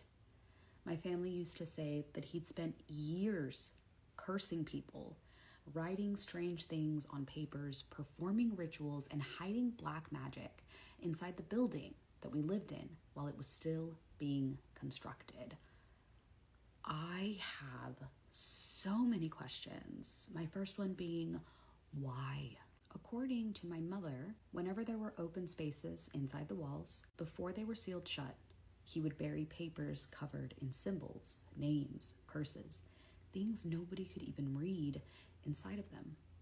And then the walls would be closed over them, ensuring that the building itself was built around whatever he left behind. Eventually, my grandfather died, but nobody ever removed any of the papers. Truthfully, where would one even begin? We didn't know exactly where they were, and ripping open all the walls just seemed like a lot. I guess I can see this. I wouldn't want to rip open all of my walls either for some pieces of paper that you may or may not think are causing whatever's causing in this house. It could be something else entirely. Feels like it's this, but it could be something else. Over time, strange things started happening, more notably to me and my sister. We would constantly see tall, dark figures around the property. They were always too tall, too dark, always standing in corners, near staircases, sometimes outside apartment doors. Every time we would try and get a good look at them, though, they would disappear. The building itself felt odd even during the daytime. It had 4 floors and 8 apartments total, 2 apartments per floor. But by the time all of this happened, no one lived in the building anymore except for my own family. Every other apartment was vacant. Oh. Completely empty. So naturally, most of the power to the building had been shut off because we didn't need it anymore. The hallways were always dark and silent. No more people walking through them, just empty, dark space, especially at night. Oh, hell no. I have a problem with this because you can no longer just explain things away. At that point, you know that it's only you and your family in the entirety of this building. Okay? You know that no one's living anywhere else. So if things are happening and you know no one's downstairs. One night around midnight, me and my sister were coming home after being out with friends. I still remember how quiet everything felt outside. No people, no traffic coming through, no glowing lights, just silence. Dead. We walked through the front entrance and immediately were swallowed by the darkness inside. The only light came from the moon through the tiny stairwell windows. We started climbing the stairs toward the 4th floor where our apartment was. And the entire time I had this horrible feeling in my stomach, like somebody was above us, waiting and watching. When we reached the 3rd floor landing, everything suddenly went still. And then, knock, knock, knock. 3 loud knocks hit one of the apartment doors beside us, slow and heavy, directly on the door. And me and my sister froze instantly because that apartment was empty. At least it was supposed to be. Nobody had lived there in years. Oh my God. There was no light, no electricity, no water, nothing. What makes this worse was the fact that there was absolutely no explanation for the sound. There were no windows open, no wind, nothing that could have caused it. This would make me spiral. Just the 3 knocks. I remember me and my sister slowly turning toward the apartment door, and without saying a word, she suddenly grabbed my arm and whispered, "Run." We sprinted as fast as we could up the stairs toward the 4th floor. And the entire time we were running, I swear to God, it felt like something was chasing us. There were no footsteps, no breathing, no sounds, but I knew it was there, close enough to touch us. We reached our floor and started screaming for our mom to open the apartment door, banging on it, yelling, panicked while we stood there, waiting for her to unlock it. And then I felt it again.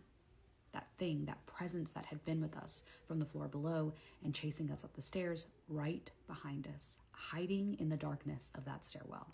I couldn't bring myself to turn around. I felt like if I did, I would see something standing there. The second my mom opened the door, we practically threw ourselves inside, slamming it shut behind us. We were hysterical, trying to explain what had happened. But after a while, my parents just told us that we were overreacting, that the old building made old noises, and that we were scaring ourselves. But me and my sister knew what we heard, and more importantly, we knew what we felt. After that night, we stopped staying outside late, and for a while, neither of us even wanted to walk through the building alone. Eventually, we convinced ourselves that what we had experienced wasn't real.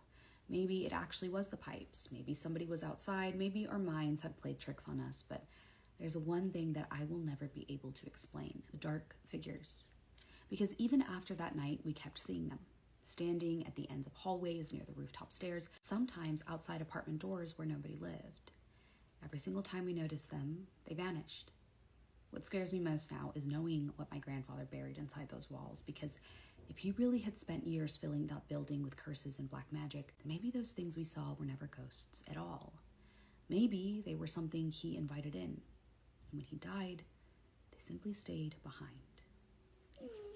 We listen, we don't get scared, and we don't judge. Let me tell you guys a story time of when this white man, because white people do witchcraft too, this white man had people that worked on his farm at night, only to find out that those people are deceased. There was this white man that my dad knew, and I don't know how they knew each other, and usually we would go visit him or whatever, and every single time he would gift us with oranges when we left, because he had a really huge orange farm, right?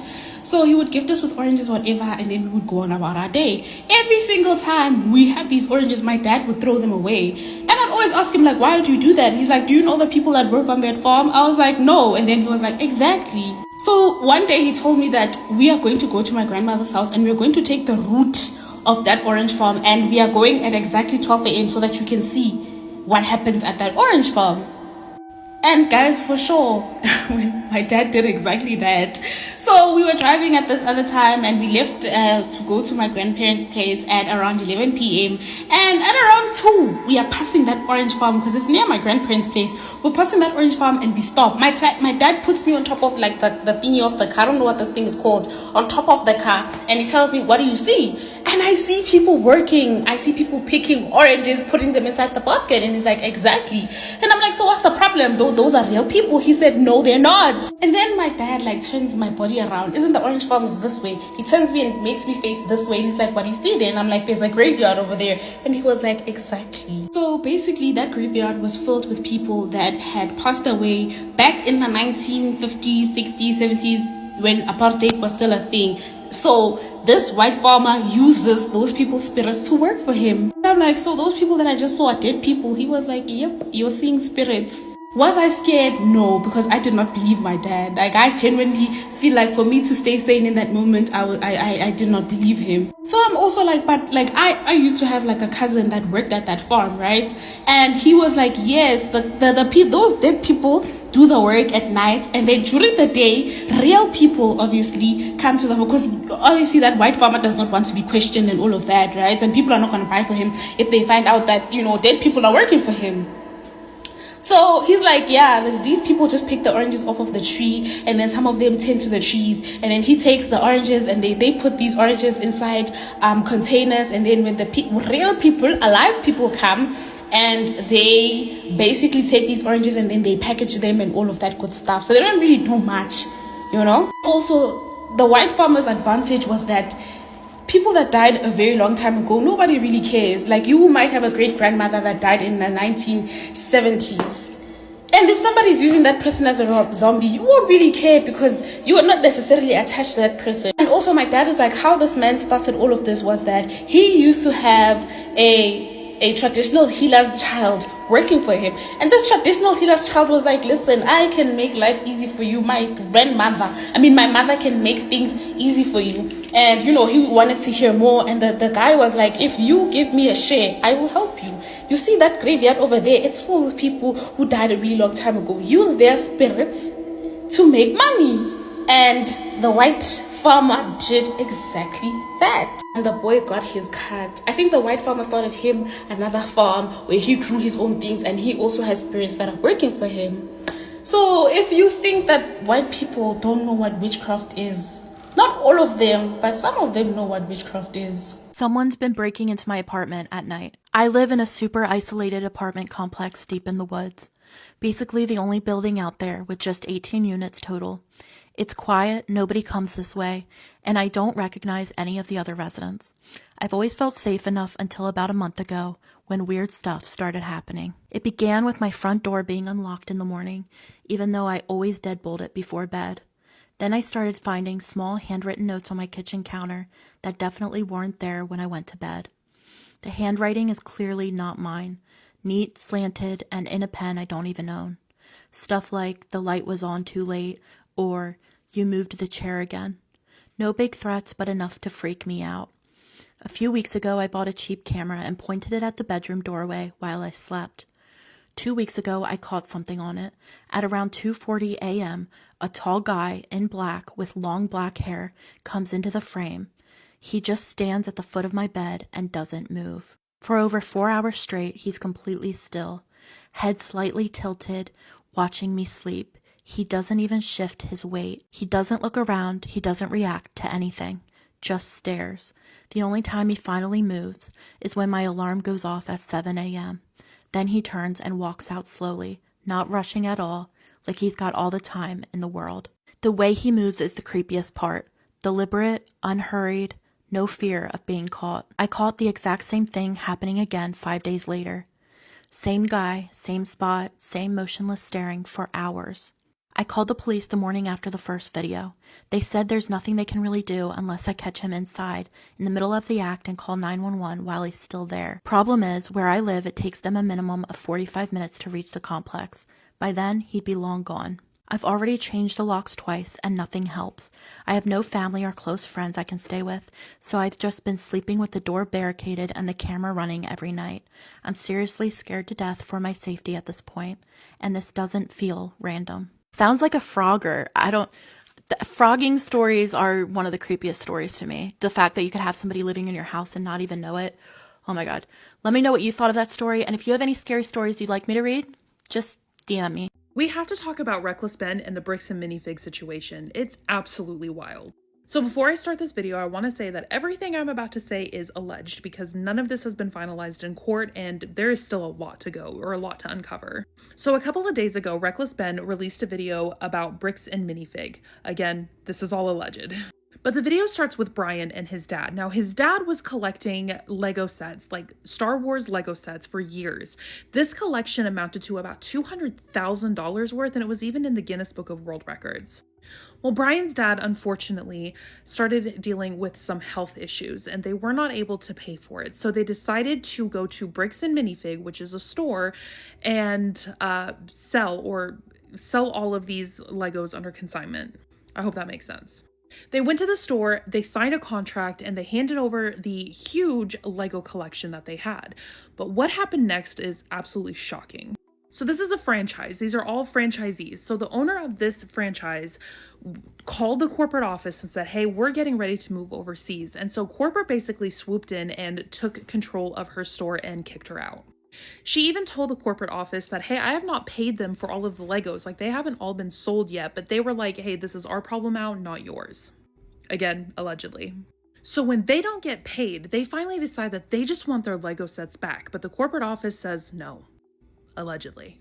So now, Bricks and Minifig has control of this entire collection, and they refuse to pay Brian and his family the money that they are owed. A group of people get together and try to help Brian and his family in this situation, but Bricks and Minifig quickly comes down with them with legal threats, saying that they are going to sue them. So they all stop digging. That's when Reckless Ben steps in, and he decides that he's going to try to help this family. Ben goes into the office into the store, and he tries to get the Legos back, but they absolutely refuse to help him. In fact, they kick him out of the store multiple times. They trespass him from the store, and so he tries to go the legal route, but again, nothing is ever done. The store calls the police on Ben multiple times, and each time they're like, hey, this is a civil matter, we can't help you. It really feels like the police in this situation are on the store's side.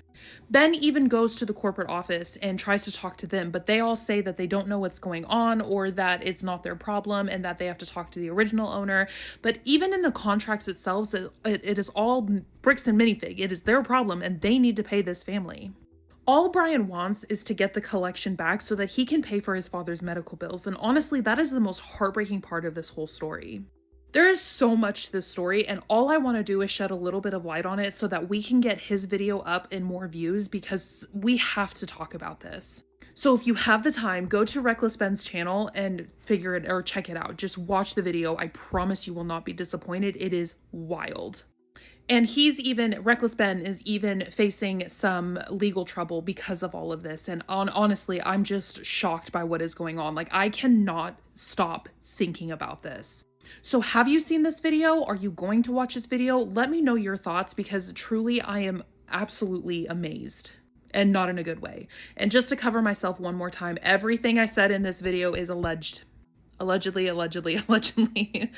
But honestly, I'm just so heartbroken for this family, and I am so proud of him for standing up the way he has. He's an absolute menace in the best way. This is something I still can't fully explain, even years later. A few years ago, I begged my parents for a vanity. I always loved doing makeup, and the bathroom mirror just wasn't enough for me anymore. Eventually, my dad built me a desk for my room, and my mom bought me a mirror to go with it. At first, everything felt normal. Things I left on my desk would be in different places when I came back. Makeup brushes, palettes, nothing major, just enough to make me question myself. Then I started noticing shadows in the mirror. There weren't reflections, but shadows that didn't belong to anything in my room. Every time I tried to look directly at them, they were gone. I kept telling myself it was just my imagination.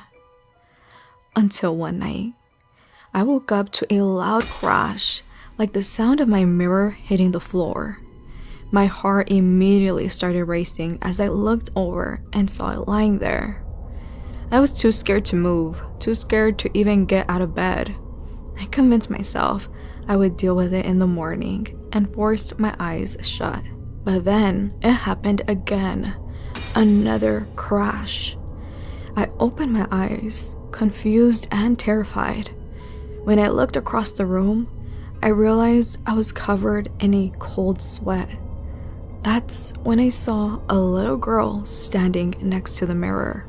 She was a small girl, pale, with long dark hair hanging over her face. She looked like something straight out of a nightmare, almost like the girl from The Ring. Her white dress looked loose on her. She just stood there next to the mirror, completely still, with her head tilted to the side, like she was watching me. I couldn't look at her.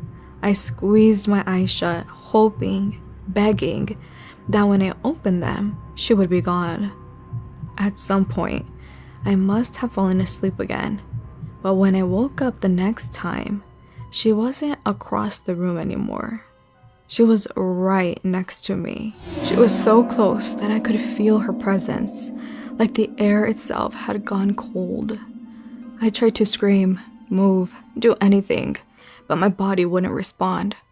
I was completely frozen. My chest felt tight, like something was sitting on it and holding me down.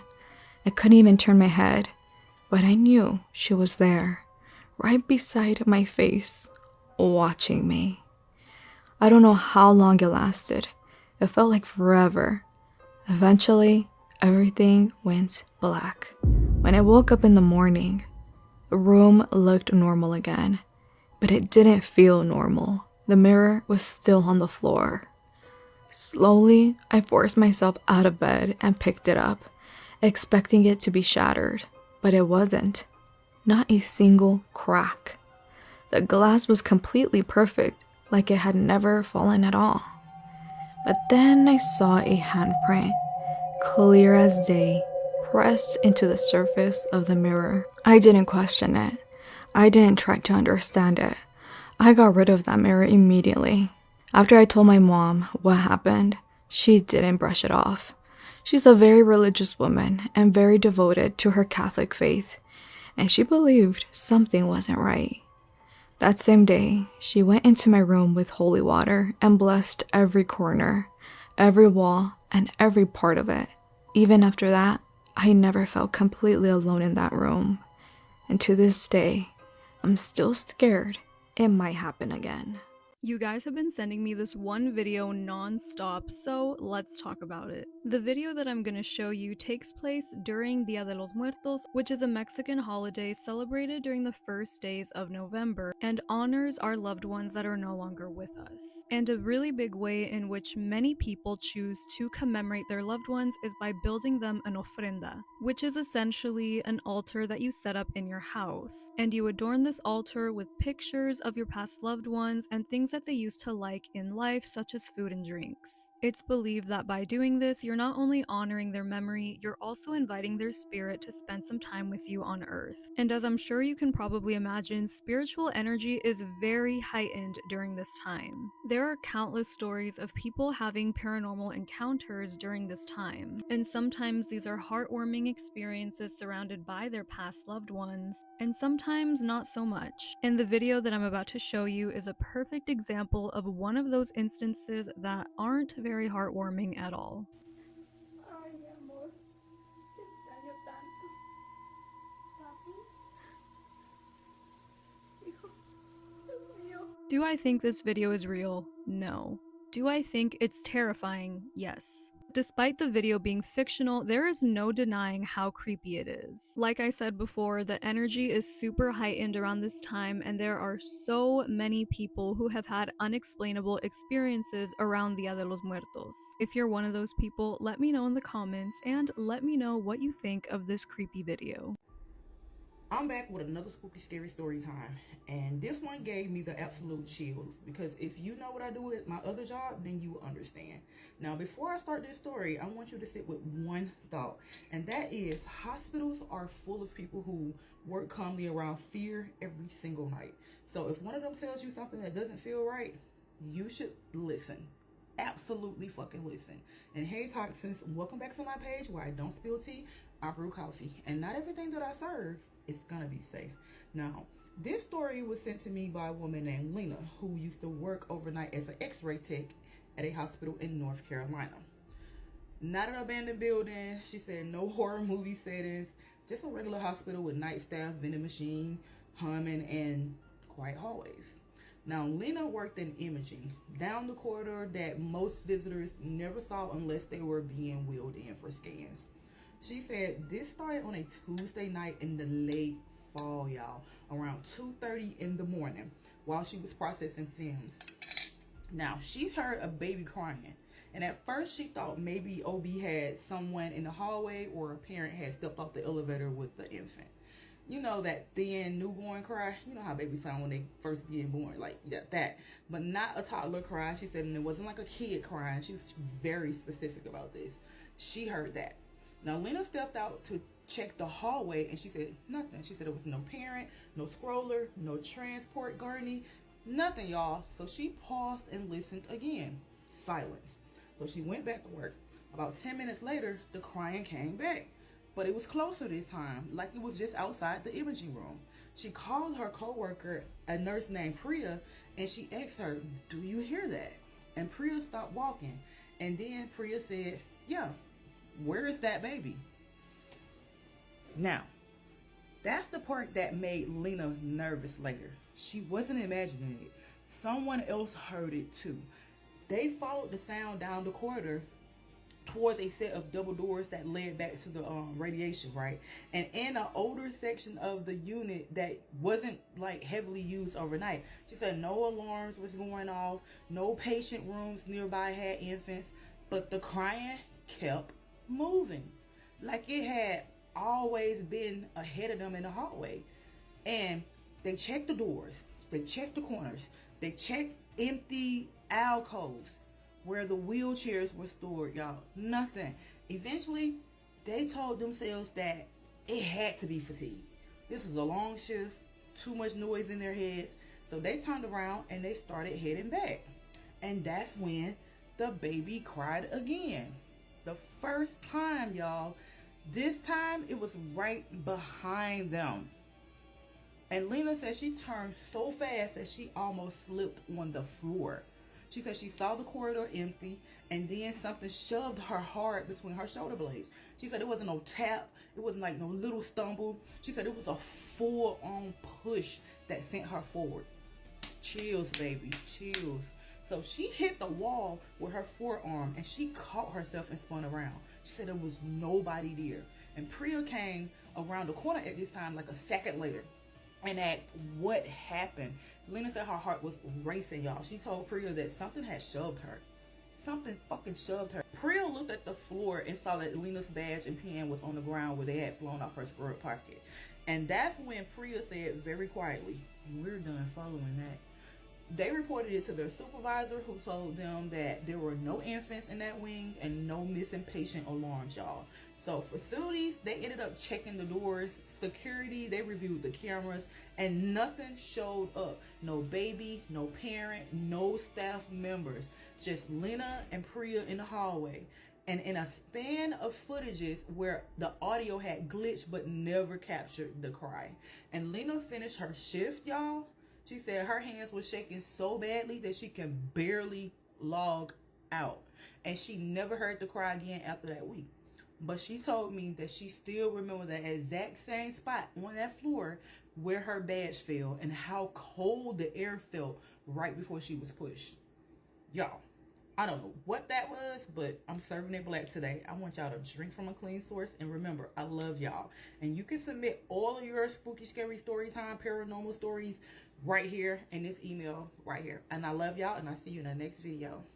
Did you guys know that 5 people, including 2 doctors, were arrested and charged in connection to Matthew Perry's death? And his assistant was just sentenced for his role. Let's talk about it. Matthew was born in 1969 to his parents Suzanne and John. His parents divorced when he was only 9 months old, and it was his mom, who was 21 years old at the time, who primarily raised him. His dad left to go to California and pursue his acting career. He walked out on them. Quote, "I'm told my father took me out of my car seat, handed me into my grandfather's arms, and with that, he quietly abandoned me and my mother." Matthew's mom was a busy woman. She worked very long hours and she traveled for work, leaving Matthew with a feeling of loneliness that would stick with him throughout his entire life. But as a kid, as soon as he was able to understand that his family situation was not ideal, that he did feel lonely and like he lacked love and attention that he craved, Matthew developed a side of him, the funny side of him, that he would use as his survivor tool to keep his head above water, because maybe he didn't get the attention that he wanted and needed from his mom, but if he could make her laugh, then that meant something to him. And maybe he wasn't like the other kids because inside he felt more alone than most, but if he could make them laugh, then that was enough for him. And yeah, his day-to-day thoughts were more sad and isolating than most, but if he could make someone laugh, then he wouldn't have to think about those thoughts and he would be able to find happiness knowing that he at least made somebody else happy, even if it was just for a few seconds. Throughout the time that he was growing up, Matthew also lived with a fear that one day maybe his mom would walk out on him too, just like his father did, and those feelings became a fear of abandonment that he fought against his entire life. Even later on in his life, we see this in his romantic relationships. If he started dating someone, for example, when he dated Julia Roberts, he would self-sabotage because he would start thinking that he needed to leave them before they could get the chance to leave him first, because the thought of feeling abandoned was so unbearable to him that it was a mindset of, well, at least it was my choice and I can't be left if I'm the one choosing to walk away. And that's what happened with Julia Roberts. He was so happy in that relationship, but he felt like he never deserved her, so he left her thinking that he was protecting himself from a potential future heartbreak. Quote, "Dating Julia Roberts had been too much for me. I had been constantly certain that she was going to break up with me. Why would she not? I was not enough. I could never be enough. I was broken, bent, unlovable. So instead of facing the inevitable agony of losing her, I broke up with the beautiful and brilliant Julia Roberts." Matthew Perry was 14 years old when he had his very first drink. He was with 2 friends, his mother was at home, and he just laid outside on the grass and looked up at the stars. And for the first time in forever, he felt inner peace. The loud negative thoughts inside of his head were not there. His feelings of loneliness went away. In fact, all the feelings went away, and they were all replaced with what felt like pure bliss. He was numb, but he was so peaceful, and he liked that a lot. He was living in Canada at this time, but when he turned 15 years old, he realized that he needed a change, and he really missed his father. His dad by this point was remarried, and he had children with his new wife. But when Matthew and his mom pitched the idea of Matthew moving to California to be with his dad and his new half-siblings, it seemed like a good idea. It felt like a change of scenery would be good for him. So that's what he did. He moved to California, and there he spent more time with his father than he had his entire life. His dad was an actor, and he was also a guy who liked to have a drink. Matthew looked up to him. He started thinking about pursuing acting as his career choice to follow in his footsteps, and he also started to notice a pattern that every single day his dad would come home, and after a long day he would have a drink and say, quote, "This is the best thing that's happened to me all day," end quote. So Matthew started doing the same, but there was a difference there because when his dad stopped, Matthew couldn't. So for as long as he could remember, Matthew wanted to be a famous actor, not only because his dad was and he looked up to him, saw inspiration in him, but also because of all the attention that would come with it. Remember, he was someone that craved craved love and attention from his parents that he never really got, and he was also someone that wasn't confident, was lonely, and fought a lot of mental inner battles. But if he could act, he could make people laugh on camera, which was the one thing that he had always loved to do, and maybe he could get the world to love him, even if he didn't love himself. Quote, "There was steam coming out of my ears. I wanted to be famous so badly. You want the attention, you want the bucks, and you want the best seat in the restaurant," end quote.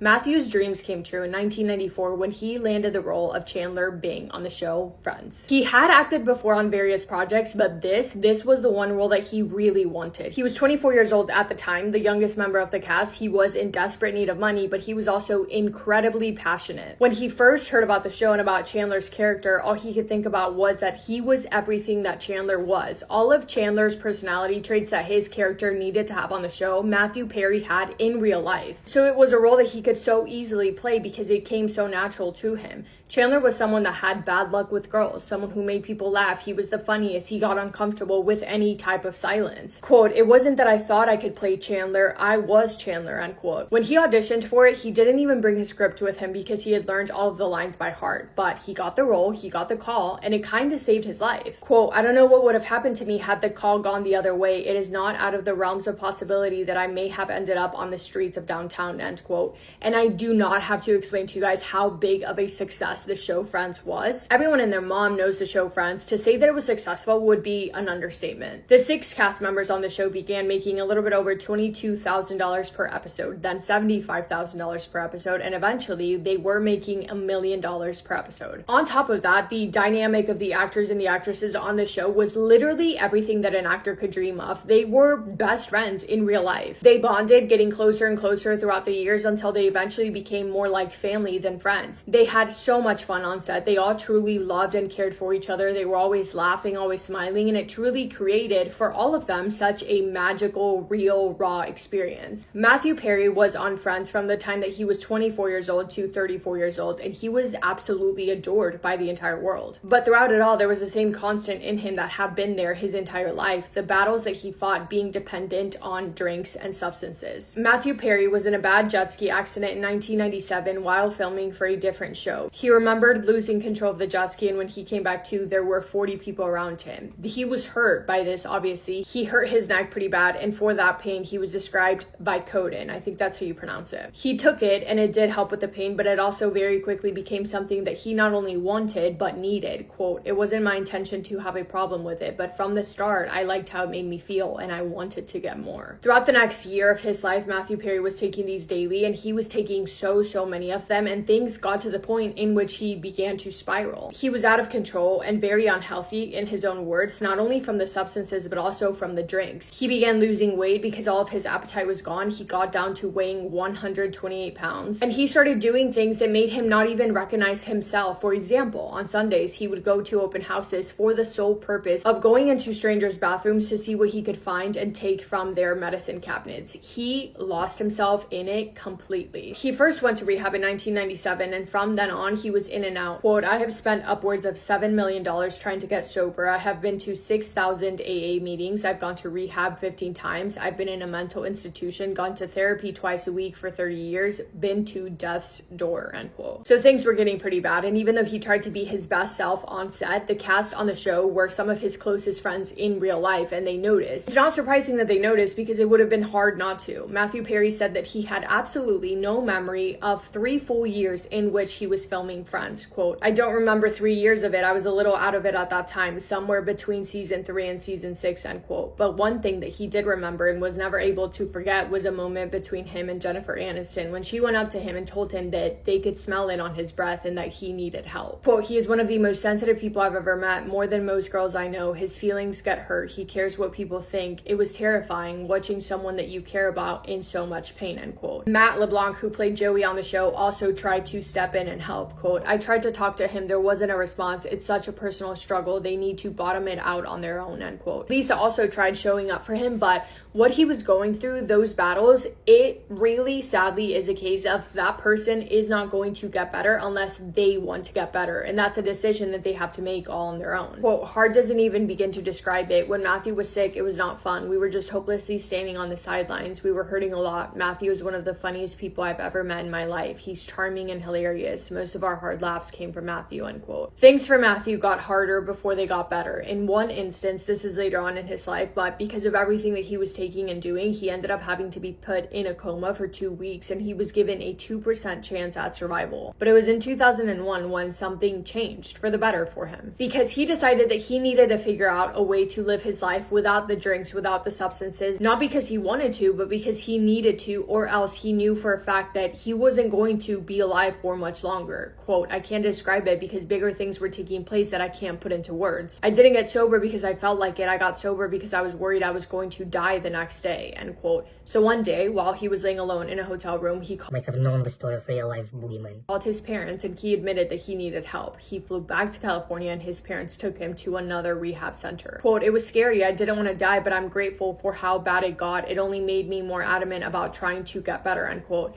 So after Friends ended in 2004, Matthew Perry spoke publicly about his struggles that he had while filming for the show and about how he was doing better and about his intentions to continue doing better, saying that you can't have a problem for 30 years and expect it to be fixed in 28 days. Quote, you don't recover from what I went through overnight. It's a day-to-day process. So he worked on himself, continued getting the help that he needed, and decided that the one thing that he knew for a fact that he could be good at was helping people. Even if he still faced times in which he didn't know how to help himself, he prided himself in always being able to help others. In 2013, he ended up opening a 5,500 square foot property in Malibu as a sober living facility for men, and he did just that. He helped a lot of people. Quote, when I die, I don't want friends to be the first thing that's mentioned. I want helping others to be the first thing that's mentioned, and I'm going to live the rest of my life proving that, end quote. But despite his massive efforts to fight against it all, Matthew Perry struggled badly in the last months of his life. In the fall of 2023, he fell back into old habits, and it was October 28th of 2023 that would become one of the hardest days for everyone who knew and loved him. Matthew Perry was found deceased at his home in LA at the age of 54 as a result of accidental ketamine. Matthew Perry had been undergoing legitimate ketamine infusion therapy to manage his depression and anxiety, but toxicology reports showed that the level of it in his system were far beyond what would be medically appropriate. Because of that, in May of 2024, authorities opened up a formal investigation into not only how he had obtained it, but why there were such large amounts of it in his system. So, the legitimate ketamine infusion therapy was exactly that. It was legitimate, but because it was actually helping his depression and anxiety, he wanted more of it so that he could feel the benefits from it 24/7, not just when he was doing the therapy. And when his treating physicians refused to increase his dose, Matthew Perry then looked to get it elsewhere, first through 2 Southern California doctors. 42-year-old Dr. Salvador Plasencia from Santa Monica was thrilled when Matthew came to him for this because he knew that he was famous, he knew that he was rich, and he wanted money. But he was clueless, honestly, about what he was doing, so he reached out to another physician, 54-year-old Dr. Mark Chavez from San Diego, and he tells him, look, if we can provide Matthew Perry with what he's requesting, we are going to be able to make a lot of money. So that's exactly what they do. They start texting each other, so excited about the idea of how much money they can make, saying, quote, I wonder how much this moron will pay. Let's find out, end quote. Then they begin making false representations to a wholesale distributor that will sell them large amount of substances that they then plan on selling to Matthew. They write fraudulent prescriptions in the name of a former patient without that patient's knowledge or consent. Then they get the stuff, distribute it to Matthew outside of the usual course of professional practice and without legitimate medical purpose, without the proper safety equipment, and without properly monitoring Matthew Perry after doing these procedures. Like they once gave it to him through a procedure that they did inside of a parked car in a beach parking lot, completely going against any and all medical training that they had. And then because those two didn't have the time to be with Matthew Perry at all times every single day, they loop in Matthew's live-in assistant, 59-year-old Kenneth, so that he could take care of providing everything to Matthew Perry when they didn't have the time. And that's what happened on October 28th of 2023. Kenneth did the procedure, has zero medical knowledge, by the way, and then he leaves. And Matthew Perry then passes away. When this happens, this is headline news, of course, and all three of them immediately start communicating about how they need to hide their involvement in this, falsifying documents, making up false treatment plans just in case they did need to explain something. One literally texting the other, quote, delete all of our messages, end quote. But authorities figure it out and they arrest a total of 5 people. Dr. Mark Chavez, Dr. Salvador Plasencia, Kenneth, 54-year-old Eric Fleming, and a 41-year-old woman, I think you pronounce her name Josephine. Those last two played a huge part in supplying the substance. Authorities conducted search warrants and found more than enough evidence that all of these people had been involved in fraudulently obtaining and distributing mass amount of substances that they should have never been able to, and every single one of them was found to be involved in illegal activity. DA Administrator Ann Milgram described the pattern at a press conference, saying that as Matthew Perry's dependence deepened, he began prioritizing speed and cost over safety, eventually falling victim to people who were eager about taking advantage of him and his money. An attorney also stated, quote, these defendants cared more about profiting off of Mr. Perry than caring for his well-being, selling dangerous substances, or gambling with other people's lives over greed. This case, along with our many other prosecutions who caused death, send a clear message that we will hold accountable for the deaths that they caused, end quote. Kenneth, the personal assistant, was sentenced just yesterday, May 27th of 2026, to 41 months, 3 years, and 5 months in federal prison. Eric Fleming, one of the middlemen, was also just recently sentenced to 2 years in a federal prison. The woman, I think you pronounce her name Josephine, was sentenced last month to 15 years in federal prison, more than all of the other defendants combined. At sentencing, she said, quote, these were not mistakes, they were horrible decisions. My choices shattered people's lives and the lives of their family and friends, end quote. Dr. Plasencia was sentenced in December of 2025 to 2 years and 6 months in prison, and Dr. Chavez was sentenced in December of 2025 to 8 months of home confinement and 300 hours of community service. Yeah, everything about it is sad from beginning to end, really. But that is all from me today. Let me know your thoughts on this. I'm curious what you have to say. I'm sure a lot of you, if not most of you, also completely adored Matthew Perry like the rest of the world. But yeah, thanks for spending time with me today and for listening to his story. I hope you guys are having the best day. If not, go do something to make it the best day. Make somebody happy, and I will see you in my next video. Massive kiss on the forehead to every single one of you. You know what pisses me off, and it's so crazy, that now the government is patting themselves in the back like they've done us a favor. Like they hero out of the whole UFO situation. It's crazy.